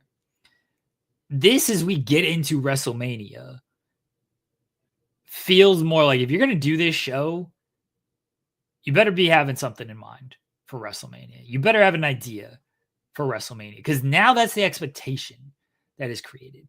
Showing up once, Bad Blood, fine. They made you forget about it pretty quickly. Showing up here after you're wrapping up a Roman and Solo feud, theoretically, because it's tribal combat and the winner should be the tribal chief. After you're wrapping that up, feels like you got to deliver on something for WrestleMania. It does. This is also the same Rock who showed up at Bad Blood and nothing was really in the plans. Yeah, but we talked about that. We mentioned that. Why? And look, maybe he doesn't. Maybe he's just gonna show up and that's that, and you don't deliver on anything. I'd like to believe, and I know I'm talking about one of the most, is a man who claims he's never been to In-N-Out Burger every single year.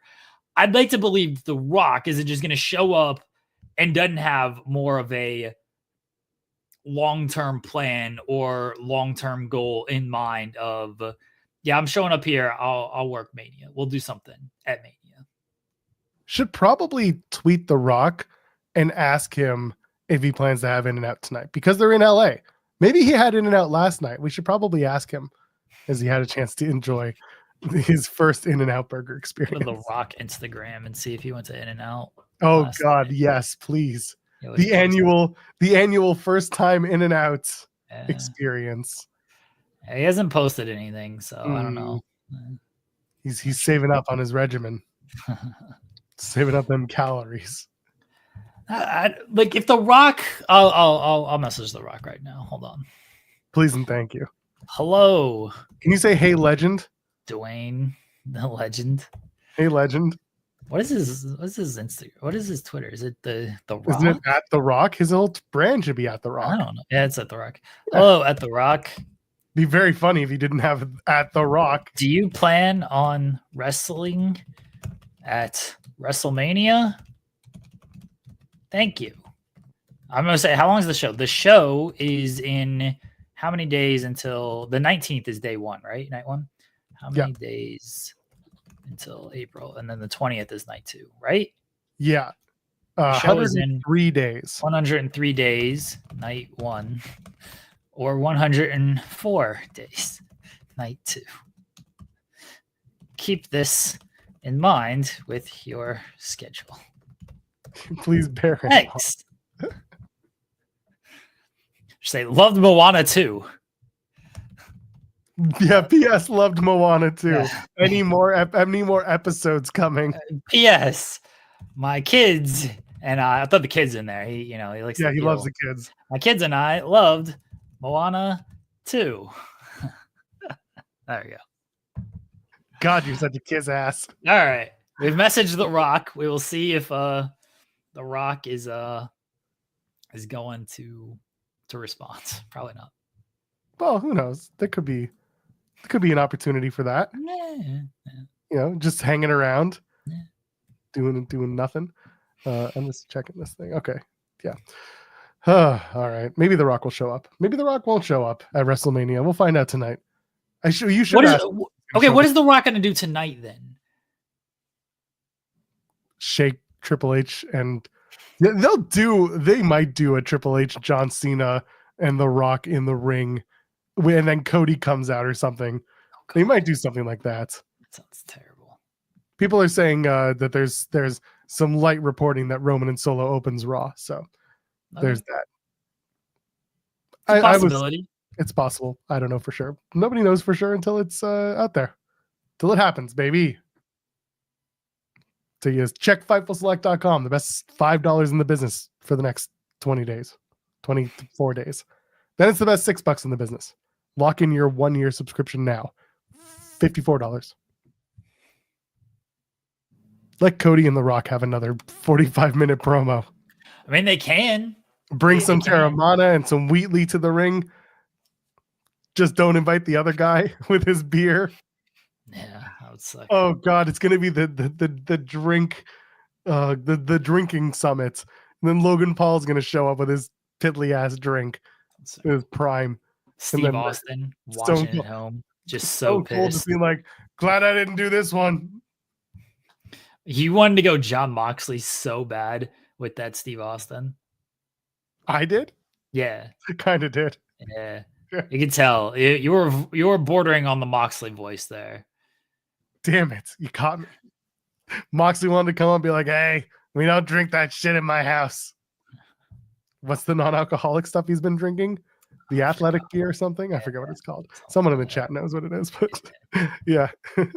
Not John. Stone Cold just sitting at home, just being like, yep, dodged a bullet. Has a sip, stays home. He's a happy man. The Drinker Summit sounds awful. What's left? It's really just the stuff that's going to happen on Raw tonight. I feel like we've given enough credence to The Rock here. Well, yeah, we still have plenty to talk about with The Rock. If The Rock comes out, I mean, first of all, expect a long segment. I think that's fair to assume, given the last time we had The Rock with the microphone, there was 45 minutes of Rock and Cody talking. I'm gonna go bold here. Let's go with a bold take. Okay. Roman Reigns wins. Roman Reigns beats Solo Sikoa. Paul Heyman puts the Ulafala on his neck and throws the one up and the fireworks go off. And then we get the lightning strikes and the final boss, whatever the hell his music is now. It's is cooking. We get the final boss, right? And he comes out. They got a WrestleMania sign up yet? Or is that not till Rumble? No, that's after the Rumble. That starts at the Rumble. Maybe they do it tonight for special occasions. It's gonna be they've got that big board in the Intuit Dome.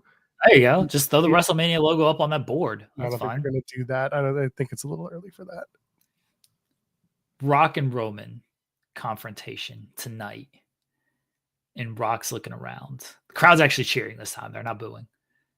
The crowd's cheering now. And they put the WrestleMania sign on the board at the Intuit Dome. Rock and Roman WrestleMania gets confirmed tonight. Bold take, bold prediction by myself. At least you're not a year ahead.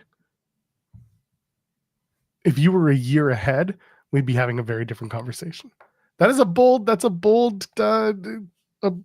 direction you're taking. You think it'll happen? That's my bold prediction. I'm gonna just throw it out there. Okay. So Ken Bruno, this wasn't my. I've got a lot. Everybody knows I got ideas, good or bad. I got ideas. Ken Bruno points something out. Punk's tone during the nightcap interview made me think he may not be done with Punk Seth after night. He did kind of mention that. He did kind of say, he was asked, "Are you be done with Seth?" Before he's been kind of like dismissive. He did that with McIntyre. He's kind of dismissive. He's like, I want to go on the world title run and everything. And when he asked about Seth, he's like, could be done, might not be done. And like, that's fine too. He's like, me and Seth, we might have a Hogan Savage thing and it might go on, it might extend a little while. So my other sort of thoughts are maybe you do Punk and Seth, maybe you do Cody and Cena. I've also got working ideas for Rock and Cody and Roman and Punk. I've got ideas for those two as well. Rock and Cody's very easy to set up. Cody comes out tonight. Rock comes out, confronts him. I told you our story wasn't going to finish. Keep that title warm, all this kind of whatever the Rock's going to say. And then you set that up. And then Punk and Roman might be my not convoluted, my most the way to get there is a little bit different in that it feels like you got to have a title on the line for that. Great, you could main event it, but Rock and Cody would sort of be night one in that case. Like Punk and Roman, or Rock and Cody should be night two in that case. If it's just Punk and Roman, no title, it doesn't feel like you could make that the people's title. Well, The Rock's got the people's title. Oh yeah, that's right. You're talking about Roman. My mistake. Yeah. I thought Roman would just steal the people's title, but you're right. No. So the tribal chief title. So here's how. I mean, we've already AI'd that up. Have we ever? So the way you get Punk and Roman night two main event to where maybe you can argue it deserves to be over Rock and Cody. It's still a tough sell, but if you have a title on the line, it's a little less of a tough sell. And the way you get there is the favor that Paul Heyman is owed CM Punk or owes CM Punk. Punk wins the title from Gunther.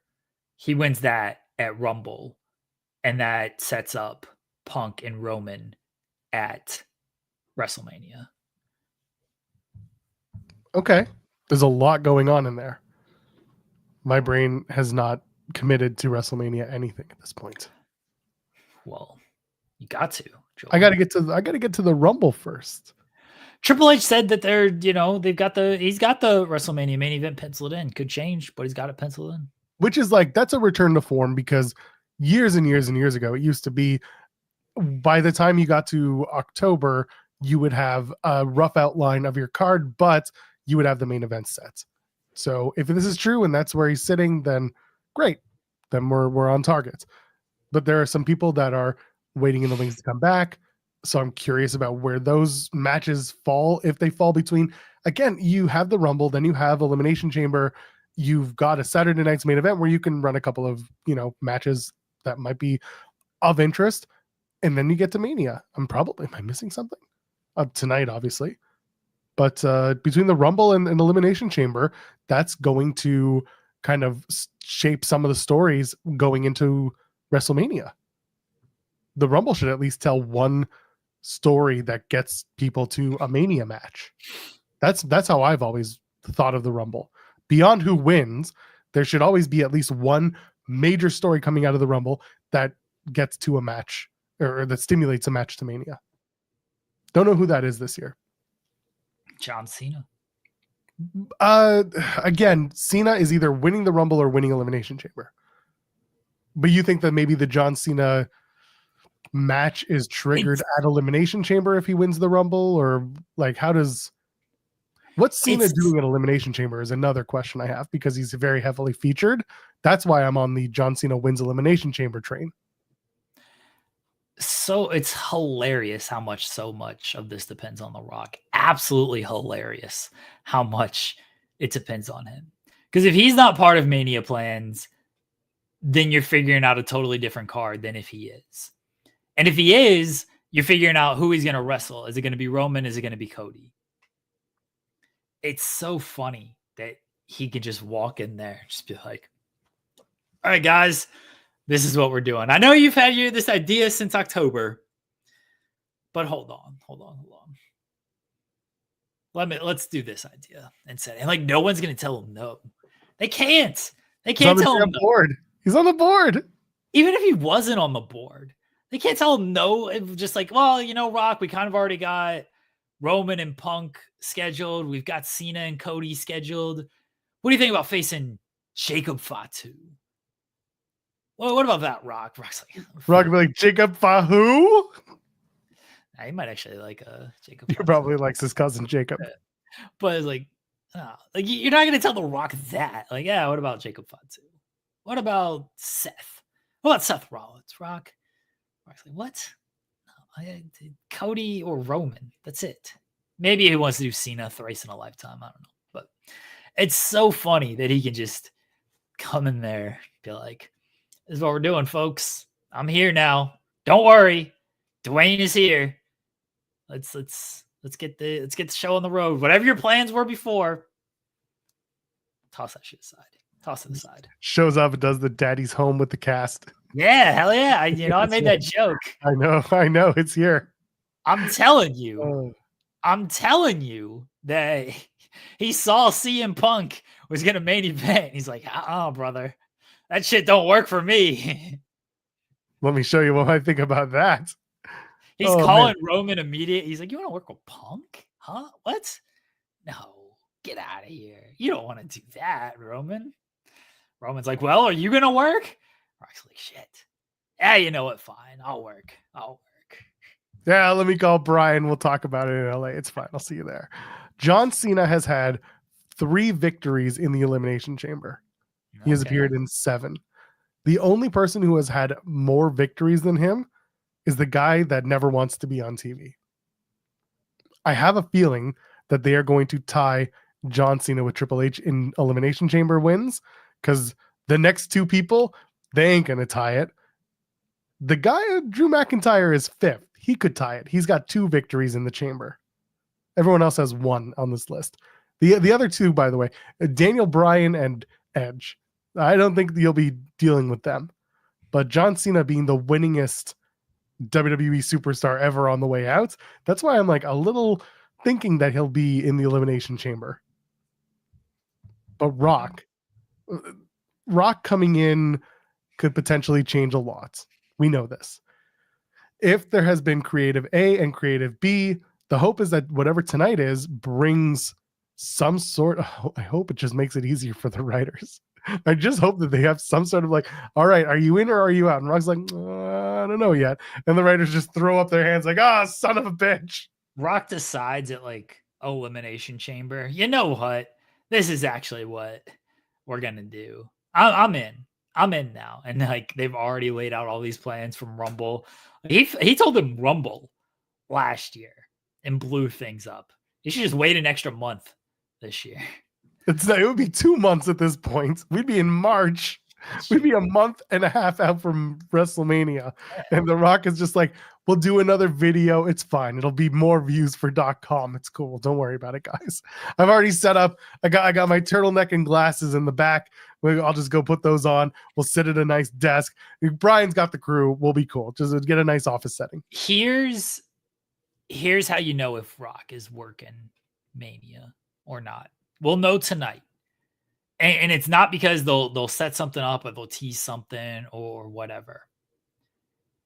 If The Rock speaks and cuts a promo, he's working WrestleMania. If he just comes out and just does like a confrontation thing, it's 50-50. It's 50-50 then. If he does a promo, if he does a 20-minute promo, maybe 25, maybe 30, they ain't got no time constraints. He's doing 45, goddammit. He's gonna. If he does a Tokyo Dome main event promo, he's gonna work in WrestleMania. Bottle of mana in his hand, just ready for it. Like, well, Rock out here like mana. I have some grievances to air. God damn it! Rock's just like, goddamn. Roman Reigns teaming with Cody Rhodes? What are you teaming with Cody Rhodes? This man went against our family. This man disrespected our family. He sits down cross-legged at the entranceway, drinking a bottle of Terramana. Cody Rhodes, off is a direction you can fuck. Rock can get away with it because it's Netflix. And everything. That's why he's not cutting any Instagram promos. CM Punk, you thought you were going to main event WrestleMania? CM Punk, it doesn't matter if you thought you were going to main event WrestleMania. Daddy's home now. Daddy is here to main event WrestleMania. Daddy's getting sloshed on air. Triple H, you think you run the show? No, you think you call these shots? The Rock calls the shots. Boots to asses. The Rock is putting his boot to your corporate ass. Last one. Chinese food's going to be delicious tonight. If you smell what The Rock one for good luck is drinking. This is the real American shit right here. Fuck, that was a lot. Yeah, I don't know why you really went off on that. That's just cutting his promo. That's how I was cutting his promo tonight. God damn, that was too much. Shot after shot after shot. Butch isn't sent a super chat saying, it's crazy how Jacob Fatu got I love you solo over by fans saying it with him. That man, that MSN, by the way, in the message is great. MSN was great. MSN Messenger, fantastic time. Jacob Fatu is fantastic, though. I'm curious as to what happens with him once the solo stuff comes to an end, because that's going to be the start of the end for Solo. This has to be the beginning of the end for Solo as like a main character, right? Unless The Rock gets involved and like makes him big. No, I don't think The Rock cares that much about Solo. No offense to Solo. I don't think The Rock cares that much about Solo. It's just the way it is. Ken Bruno said super chat saying, feel better, Joel. Could be worse. You could have a plastic bag over your head. That's true. They don't do that anymore. They're a bunch of little bitches now. Yeah, the best you could do is tie me up to a rack of something and tie my mouth with it. I am hungry, so that would suck. My lips are numb. Yeah, you probably went a little too hard on that. Get your Uber Eats out. Get some of that Chinese food ready for lunch. I got leftover Domino's. Oh, I got 2 pieces of pizza, but it's thin crust. I'm really upset with this. There's a place that I order from on Uber Eats because they do like a 2-for pizza deal. And it turns out to be cheaper than the other place we order from. That's even usually a cheap deal. Anyway, long story short, they've been giving us thin crust variants when we're not asking for thin crust. We're asking for regular. Yeah. It sucks. Thin crust is really just, it's an affront to God. Okay? I want thin crust. That sounds terrible. I do not like thin crust pizza. I want to taste the pizza, not taste the Is pizza. it crispy thin crust? You get that crispy thin crust. I could just eat crackers. Fair. Like I'm more or less with you. I prefer like a pan than a thin crust, but I'll eat like a crispy thin crust. So one thing that Pizza Hut was always good at was the crust on their pizza is always not the crust, the dough. It's always a little sweeter. I always like that more. Yeah. And Domino's isn't bad. I had a bunch of coupons and stuff, so they do a good pan pizza. So, that's true. I'll get them when they're like 50% off for a stupid... Yeah, that's the thing. Yeah. So we do, and I got 12 kids. We don't want to cook every night for 12 kids. It gets a lot. So we do pizza weekend. So every weekend we order pizza, and it largely depends on like who has kind of the best deals of the weekend. I rack up so many points as well, so I can get like a free one and everything. So Domino's was the pizza weekend this weekend. So there's always a little bit of leftovers, so that makes it. Yeah, I'll have that on Monday, which is today. I'm looking at what my options are for lunch because I don't think I have any leftovers. And I don't know if I want to order it. Burgers tonight, everybody. Let's come over and get some burgers. I would love some. I have some meat defrosting in the fridge. Some beef. Some ground beef. You're not allowed over here, Joel. Why not? I don't know. Your wife would welcome me. 12 kids would all be like, "Who's this guy?" She's not watching the show. She doesn't care. Oh, that's true. She did message me earlier. Yeah, she was watching earlier. She left. Said it wasn't great when talking about your sleep pattern. Oh yeah, it was terrible. It was awful. Probably do something about that. I played basketball against the kids yesterday. They started basketball season yesterday. Yeah. Fucking destroyed them. We played after the game. Like I don't play like against them at the real games. They play against people their own age. No, people would judge if you did that in front of us. Yeah, that'd be a little bit weird. But we like to shoot around a little after the game. Oh, I killed them. I'll send you the video. I was so proud of myself. Such a dick. I love it. Hold on. I'll send you the video. Oh, no. Am I going to watch this now? I got it on my phone. So the infamous Sammer, who I speak about, we're always talking basketball. So I'm such a little asshole of like, we're playing and everything. And the wife's talking to her mom who came to the games and whatnot. And I just go over to her. I interrupt the conversation she has with her mom. And I'm like, hey, record me dominating these kids at basketball so I can send to Sammer. And she's like, okay, fine. And so she took a video of me just dominating them. They try to double team me and everything. You know what I'm saying? Like they jump on my back. It's just gotta assert dominance. Don't let those kids do anything. No, I gotta teach them. Got to teach them that, they come at the king, they best not miss. I'll teach them, more wire references here. Hey, while Jeremy's doing that, here's your TNA talk for Monday morning. Re-signing 4 talent, Masha Slamovich, Ash by Elegance, John Skyler. That's 3 talent, not 4. 3 talent have re-signed officially with the company. Sean dropped that along with an interview with those 3 talent over on this channel. So you can check that out after us. But yes, Ash by Elegance, John Skyler, and the current Knockouts champion, Masha Slamovich, re-signed to TNA. We'll be doing a Genesis post-show on the 19th. Myself, Crescent Star, and Steven Jensen. Jensen finally came to his senses and realized that he's got to work the pay-per-view post-show. The weekend is the 19th? That's the 19th. Same night as GCW. Oh, shit. Can wrestling just not? I sent you the video, by the way. Yes, you did. Can wrestling just not, like, there's Battle in the Valley this weekend. Like, I'm so tired, guys. I'm so tired. Just stop. Knock it off. All right? Just knock it off. Oh, you're such a dick. Oh, I dominated it. You were yes, you are. Dominated. This is awful. What do you mean? They got to learn. They do have to learn. That's true. Someone asking, did Jordan Grace have her final TNA match? No, she's scheduled to face Tessa Blanchard at TNA Genesis. Take that as you will. That will most likely be her last. Is Jordan Grace working or shooting, brother? Brother, I'm fine if she were shooting more in this case. WrestleVotes just tweeted the actual WrestleVotes, by the way. Don't get it twisted. Sources indicate that as of this morning, Raw is slated to run 3.5 hours. You know, a post show too. While minor adjustments are possible, expect the show to fall within that range. I'm gonna turn off the show after 2.5 hours. I figured tonight would be a longer show. I figured it would be. Of course. Triple H did say that like 2.5 hours is kind of a sweet spot, which I think is correct. 3 hours, they did pretty well with it by the end of Raw. SmackDown was too long at 3 hours. They got to figure out how that's supposed to look because, that first. Well, they're going to be shifting the rosters around in the coming weeks and everything. I think they'll figure it out when it comes to SmackDown. 2.5 hours would be good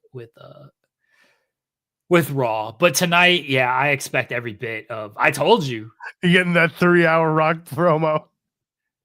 Yeah, 3.5 hours is probably about right. Yeah. Sorry to Sean and Ibu. I'm sure they're going to be excited to talk about the show, but it'll be so goddamn late. It's going to be 11:30 on the East Coast. Assuming it does 3.5. Like the assumption was at least 3 hours. If an overrun is as long as 15, what's another 15 minutes, right? So it's fair. Like 3.5 sounds more daunting than it is because realistically, you were already when you were getting 3-hour Raws when they did an overrun. It was usually 3 and like a quarter at most. So here we are. I have to get a Netflix account. I don't have one anymore. I haven't had one in years. If anybody knows how I can get one for free, let me know because I have not signed up again. How would you like your Netflix account? I got a Netflix account. I signed up for Max last week for AEW. Why don't you use Triller for that? But I mean, you get to write it off anyway. Well, I have to get like a VPN and everything with Triller. I have Triller. I have Triller Plus. The Triller VPN thing is so stupidly easy, though.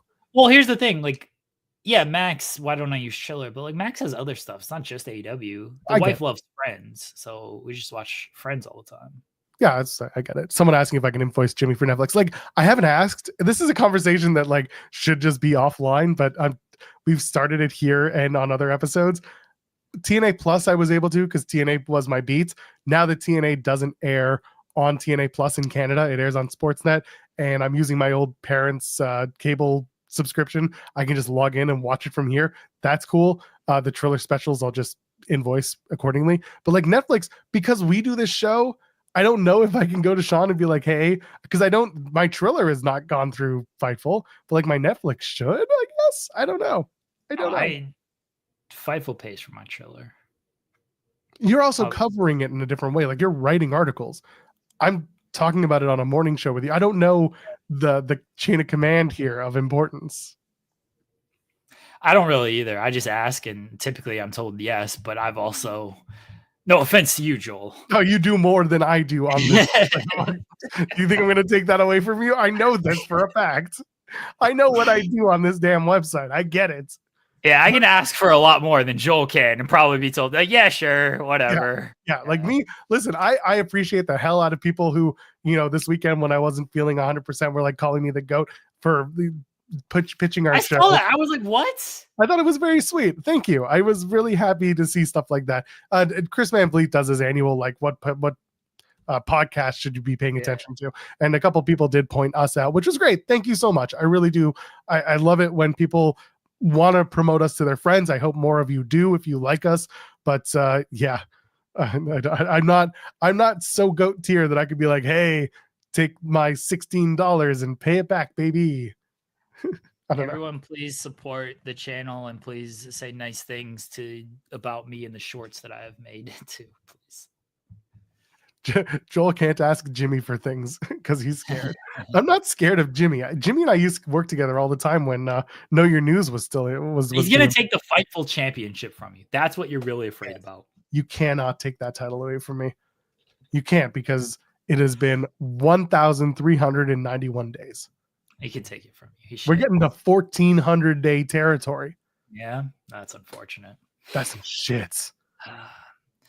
All right, Raw tonight. Let's keep running this thing down. Cody not advertised as of now. I assume he shows up in some capacity. Yeah, I'm sure Kevin Owens will show up in his car and Cody Rhodes will be right there for him. What do we expect from Cena? Is it just going to be Rumble? Like, I'm going to participate in the Rumble. Is that it? I could see it be that. I don't know how you want to position Cena. Could be the Logan Paul, John Cena, face to face. I'm going to be in the Royal Rumble. I'm going to be in the Royal Rumble. Well, I'm going to beat your ass. And it could be something like that. I hope they don't do Cena and Logan at WrestleMania. I don't think they're going to do Cena and Logan. I think they would stick to Cena and Cody at this rate. Well, if you got the Rock and Cody. Rock and Roman. Yeah, Rock and Roman makes sense. Yeah. You have John Cena for sure. You have John Cena now, and you have the opportunity in what is officially his last year to do the Cody match. The Rock is on the board for another couple of years. Yeah, you don't know what next year brings, but he's WWE adjacent. So at least you have the connection, and you have not committed to the final in-ring year of anyone. Ken pointing out Logan versus Cena could be one of the Saudi shows. Yeah. That's probable, and sure, okay, whatever, do it, have fun. It could be Elimination Chamber if Cena wins the Rumble. They could do Logan versus Cena for the number one contendership, like putting the briefcase on the line when you win the G1. The same shit. Yeah, Cena and Logan at Saudi makes more sense. I wouldn't do Cena's last WrestleMania match against Logan. That just feels. I would more likely do Logan if Gunther was still the champion. I could see them doing Logan and Gunther at one point. What? No, that sounds terrible too. I think they're going to get there. It's going to be very interesting. Where's the trash can? I think they're going to go there. He's mentioned he wants the title, and that would turn Gunther. That's for sure. I don't know if I got any paper. All right, we got the trash can. It's back, everybody. We're going to start keeping track. This is the 2025 trash can here. Yeah, let's get Cena versus the Final Testament. All right, the Testament. All right, hold on. John Cena comes out. John Cena comes out. Final Testament come out to make fun of him. Out come the Wyatt Six. They give John Cena a mask, but it's the John Cena Halloween mask. Yeah, here we go. We're doing it. Logan versus. Oh boy, can't read, can't write, can't do perfect anything. For your job. Logan, yeah, really. Logan versus Gunther. Nobody make fun of my writing, please. We've already done enough of that. Don't be Cole Radrick and make fun of my writing. Logan versus Gunther, WrestleMania. Hopefully people can see that. There you go. Logan versus Gunther, WrestleMania. Trash, Joel. Empty trash can. New year, new trash can. It's empty. That's a trash idea. We're going to keep it right here on the desk. When he said New Year, the trash can's empty, you showed the bottom of the trash can, and because of your green screen thing, it showed the trash can is see-through. Oh, really? Yeah. It looked see-through. Oh, it was at a certain... Yeah, it was at a specific angle. It looked see-through. That's fine. Very funny. New Year, new trash can. Joel's idea sucks. Yeah, there you go. Logan's awful. Cena and Penta in a You Can't See Me Cero Miedo standoff. Bro, Cena and Penta and like the LA Knights. Who can take the less bumps? And Cena and Penta. Like how many bumps? And what's the over under on bumps? Like 2.5? I'll take the under. You maybe 3.5. I'll do 3.5. He ain't bumping at all. Cena barely bumps. He can take a 1 or 2. He'll do it for the right person. I don't know if Pence is the right person. They ain't bumping, brother. Fair. Yeah. John Cena coming out. It feels like it'll be him doing I'm here and I'm gonna be the man in this place. I got 1 year left, and it all starts at the Royal Rumble. I don't know if he's gonna do all that. I think he's gonna be like. He's super grateful. Like, it's been a long journey. This is my last year. Yeah, but then he ramps up to the eventual yelly, screamy John Cena. I'm in the Royal Rumble. I'm going to win it. John Cena rules. And then Gunther's going to come out and be like, why would you want to go after me and my title? It's my title, John Cena. I don't know why he's suddenly the Italian Santino. Yeah, what is that? I'm used to doing Santino. Do an Italian John Moxley, Joel. Hey, get out of my way! Get out of my way! What are we doing? Renee, what are we doing? It's like Santino Marella, but more gruff. I don't think it is at all. That was just like bad Italian. There was no John Moxley in that. That was terrible. Yeah, Ken Bruno saying that's French. That was way more French than Italian. Oh my god, that was so bad. That was so bad. E.T. and Scotchyland hoping for business. That was so terrible.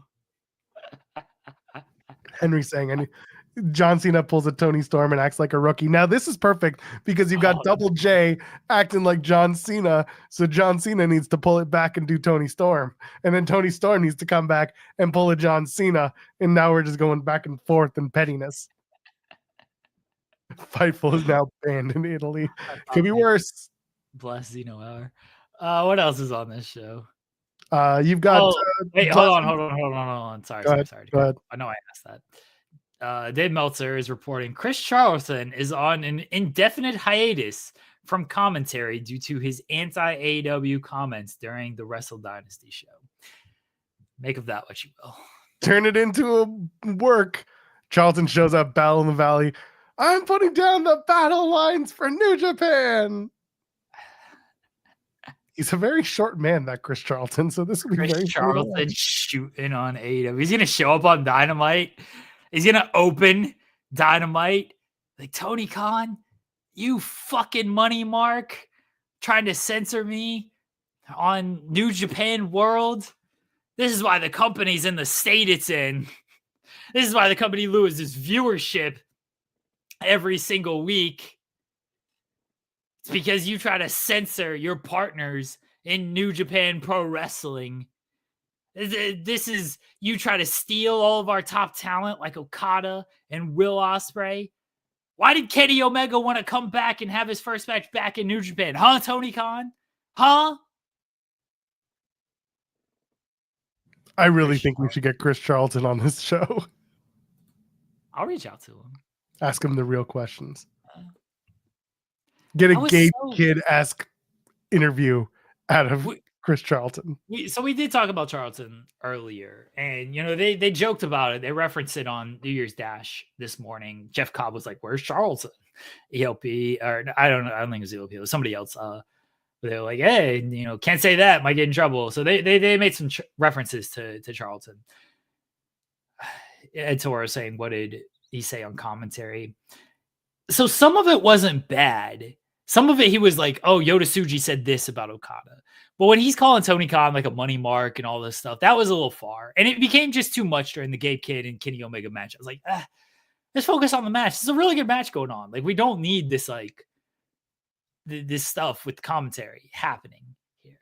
Charlton is the higher power for Death Riders. There it is. That's it. You know what? I'm actually for this. Pivot. By the way, I need to point this out. I watched, the reason why I'm not fully up on the Charlton stuff thinking in my head, it's because I watched Omega and Kid with the Japanese commentary because I like the Japanese commentary sometimes just to get I don't understand it, but the emotion in their voices will get me. Just very funny that I'm thinking about that now. Like, oh yeah, he did say that shit during that match. I like how people are just now tuning in, so we'll keep answering questions.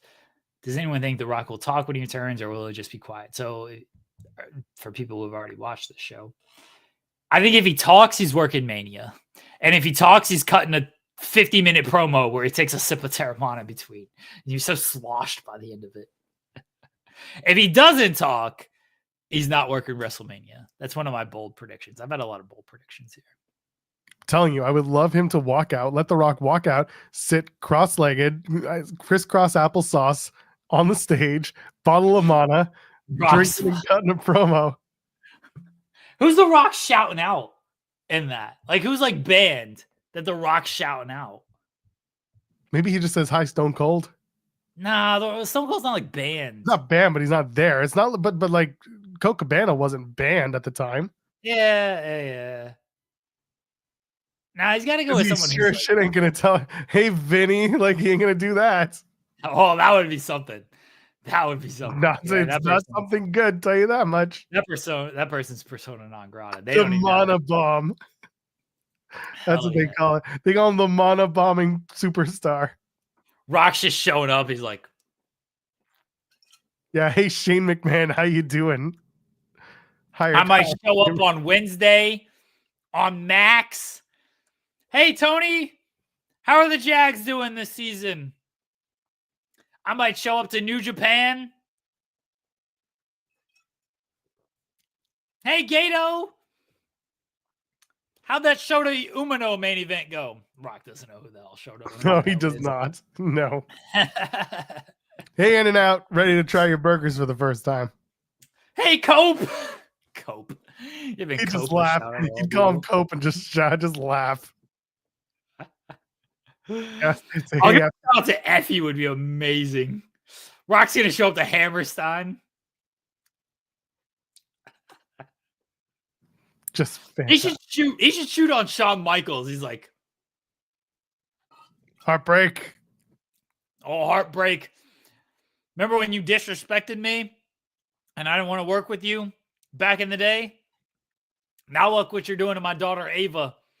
She should be the NXT Women's Champion. You got her in the general manager's role. Shawn Michaels, off is a direction. You can fuck. All right, put it away. we're over 2 hours. You're good. Oh, Sunny Days reference. Shit, that's in 2024 would go over everyone's head so much. So much. Bret Hart would be like, what did you say? Shows up 2 years later on the show. I don't know what a Netflix is, but here I am. Rock's like promoting Red One. He's like, watch Red One now on Netflix. Turn this shit off. Watch Red One. Turn this shit off and go watch Red One. Rock out. You want to see some real entertainment? Go watch me save Christmas. Oh man, could you imagine? Man. And by the way, say hello to our new ring announcer, Chris Charlton. And out he comes chomping down. Who's this guy? You'll find out. Don't worry. Chris Charlton just shooting on AEW the entire night on commentary. Amazing. This show's gonna be off the friggin' off the rails tonight. The Rock's gonna so sloshed on with Terramana. I'm looking forward to this show tonight. It's gonna be a show. It's gonna be good. Jey Uso. No Monday Night Football either. That's true. That'll be good for them. Advantageous. Jey Uso versus Drew McIntyre. Don't ruin the bit, Sean. Don't ruin the bit, Sean. Let's see. I actually didn't know. I thought it was on Netflix. Legitimately, I thought it was they're all the same. They're all the same. You have one, you got them all. Is it legitimately on Prime? I thought it was on Netflix. I don't have Netflix yet. I'll trust Sean. He's probably smarter than I am when it comes to this. Yeah, it says it's on Prime. My bad. Ruined everything. Does Drew McIntyre finally beat Jey Uso? Finally. Who am I kidding? Nah, Drew's got to win. Yeah. Who gets involved? Does Sammy get, or does Cody get involved? No, Cody doesn't care about Jey Uso like that. Come on. Yeah, well, I mean, you could say Sammy, but remember so you got Sammy, KO, Jay, you've got Drew, and then Cody got involved because of the whole Drew came out on Friday and did the whole watch it back, and that was kind of like a half-hearted bullshit thing. Like I could see Cody getting involved in this stuff. Half-hearted bullshit thing. That's what it was. Listen, Drew couldn't remember transfer window, but he could sure as shit remember. Yeah, that was so funny. He was involved there. He was like the portal. He called it the portal. It's like the portal or whatever it's called. The portal gimmick, whatever you call it. Cody had to like make it very clear the transfer window, Drew. Good for you, whatever. That ruled. That's what I'm at tonight. That was so funny. Yeah. So I think Cody will get involved through that with KO, and I think this will be the match that brings over some of the SmackDown contingent between Jey and Drew. Maybe. We'll see. Last woman standing for the Women's World Championship: Liv Morgan, Rhea Ripley. Is it last woman standing? Yeah. They made that announcement. I'm like, I told you about this. This was why it felt weird that they were doing the tribal combat match, and why I said that Punk and Rollins could have a weird finish as well. Rhea Ripley is coming for the title she never lost when she challenges Women's World Champion Liv Morgan. The Eradicators' epic rivalry with the devious Morgan has been intense as it is destructive. The championship, Dirty Dom Mysterio, and the Judgment Day were all eventually taken from Ripley. She promises that after January 6th, the Liv Morgan Revenge Tour will close and her opponent will have nothing left when the smoke clears.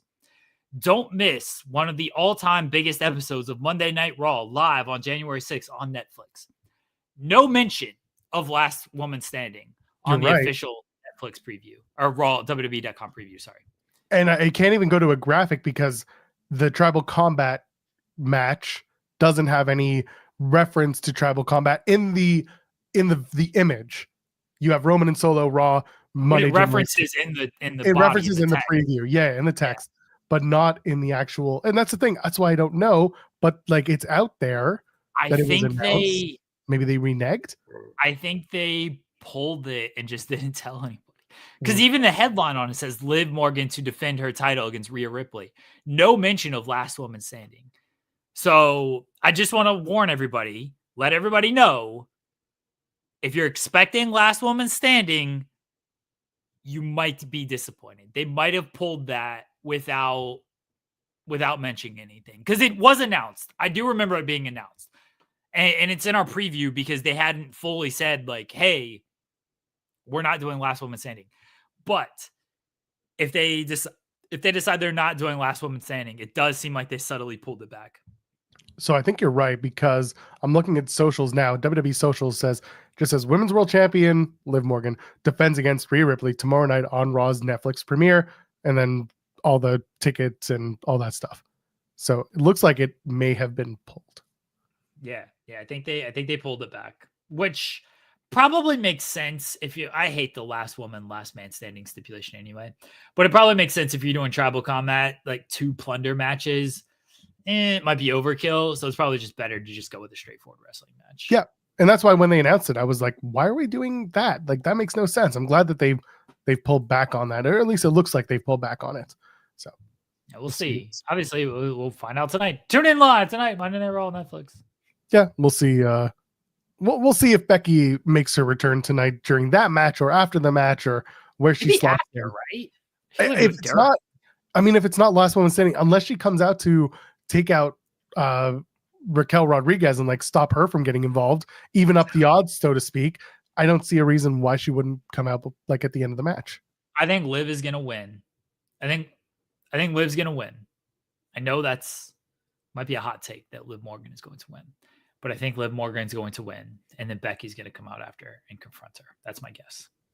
Who wins the Rumble? Who wins the Elimination Chamber in that case? Becky might win the Rumble, right? Or the Elimination Chamber. Rhea has she won an Elimination Chamber? Yeah, she won it last year, didn't she? No, she had the match against Becky won last year. Sorry. Becky won last year. I don't put as much stock into the Elimination Chamber as that. Like, I get it. I don't think she's been in one. Rhea Ripley. Oh, she's been in one Elimination Chamber. I mean, there's only been 2. No, there hasn't. There's been more. 5? The fuck is this? Anyway, she's been in one, but yeah, that's I could see her coming in and winning the Elimination Chamber, Rhea Ripley. Okay. But I don't know what that means for the other side of the slate. People saying Charlotte wins the Rumble. It's possible. 10 Resistance Super Chat saying AEW uploaded the Tony Storm mockumentary. Yeah. Tony Storm mockumentary of her first month. I'll probably take a look at that afterwards. Yeah, that's probably gonna be fun. Like, unless it's just clips of, because they've been posting like backstage stuff of like, oh, I'm gonna help set up the ring. Oh, it's so nice to meet you. I'm Tony Storm. Like, unless it's just like that and they just put it together as like a mockumentary. But they've been uploading like backstage stuff like that throughout the past couple of weeks anyway. It's fun stuff. Looking forward to more of that stuff. It's another office style segment. Okay. Then Punk and Rollins. That's your presumed main event tonight. Who wins? I mean, it's not presumed. Like, I guess it is because, you know, Rock could come. Rock just shows up tonight backstage. He's like, hey, what's the format? Well, we've been promoting Punk and Rollins as the main event for like a month now, ever since the Raw kickoff special from WWE headquarters. And Rock's like, I think the main event should change. That's nice. That's why I'm like, listen, all the doctors and voters in the world can tell you what the lineup's going to be, but like, it could potentially change between now and then. So, like I said, Punk and Rollins is slated as the main event. By the time the show starts, who knows? Maybe a 45-minute Rock promo is the main event. Who knows? Should be. We've already booked the Rock promo. Rock's just getting sloshed on it. Just getting wasted. That's a great way to open your Netflix deal. Oh, Punk. You want to promote that it's edgy and it's different and everything. Just get the biggest star in the world just drinking his Terramana, just throwing him back. Awful. Rock's like, I lost the fantasy football. I lost my fantasy football league. This is my punishment.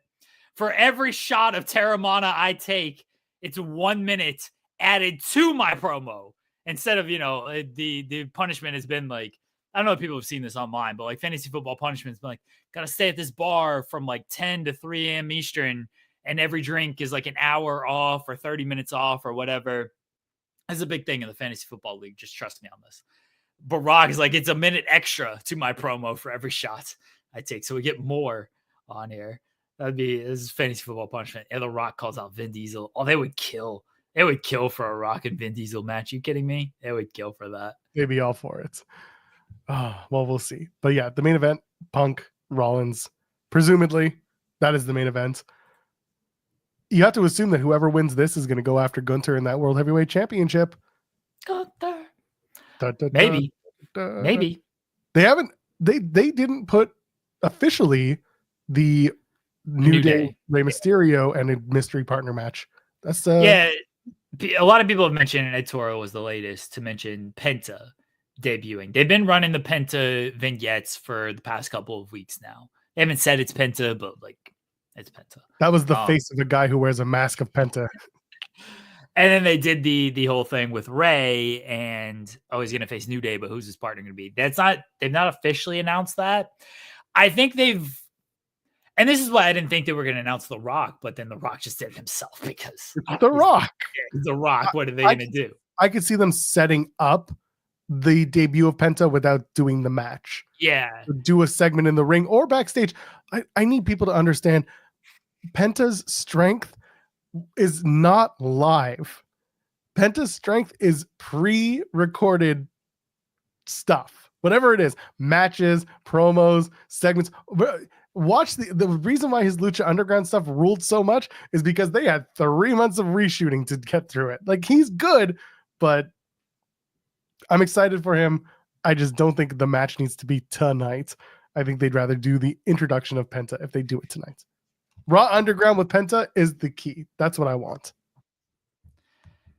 Yeah, I don't know if they're going to do Penta tonight. Obviously, if they do the tag team match tonight, they're doing it. But it feels like they are underselling what is going to happen tonight. As far as like booking wise, not underselling, like they're selling this as the biggest show of all time.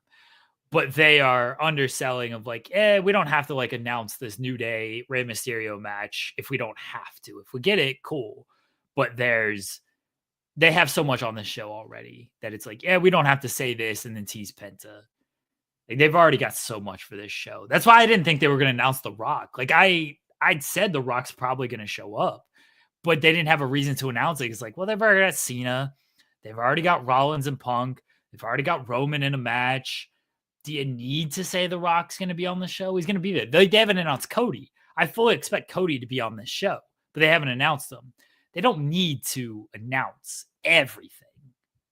They got enough going on with this show. Yeah, I don't see anything else. So We'll see. We'll see. I think they'll do a segment, but other than that, maybe they'll have a Penta shows up, but no match. Set it up for next week. Comes in and breaks someone's arm. They do. I actually think that's a good point of just holding it off until next week. Like, there's nothing wrong with that. Yeah, because next week is also the Women's Intercontinental Championship final. Right. So like that's one thing to look forward to. Because again, you want to load up this show. This show is already sold out. Like this show is already, not only eyeballs, but also every seat is sold. So you're good. You're good with whatever you do. Well, with the stuff you've announced tonight, you're good. If you do Penta, you can tease it, and then next week is the reveal, or tonight's the reveal, next week's the match. You want to still put asses in seats for the foreseeable future. Boots to asses. Asses in seats and boots to asses. CM Punk's going to be very excited for this match. Do Rock and Punk at the Rumble. Go ahead. Punk's going to be so mad. He's like, I gotta lose this guy again at the Rumble. Shit. Start the match. Restart the match. You cheated. Oh, man. Anyway, tonight's show will I'm be looking forward to tonight. I am fun. Yeah, I think it'll be It's been a long weekend of wrestling. A long weekend. Yeah, go take a nap. I got work to do. There's no, always you work to don't. Do. I got to eat a bunch of pizza. Is what I got to do. That's true. You should probably do that. All right. Anything to plug?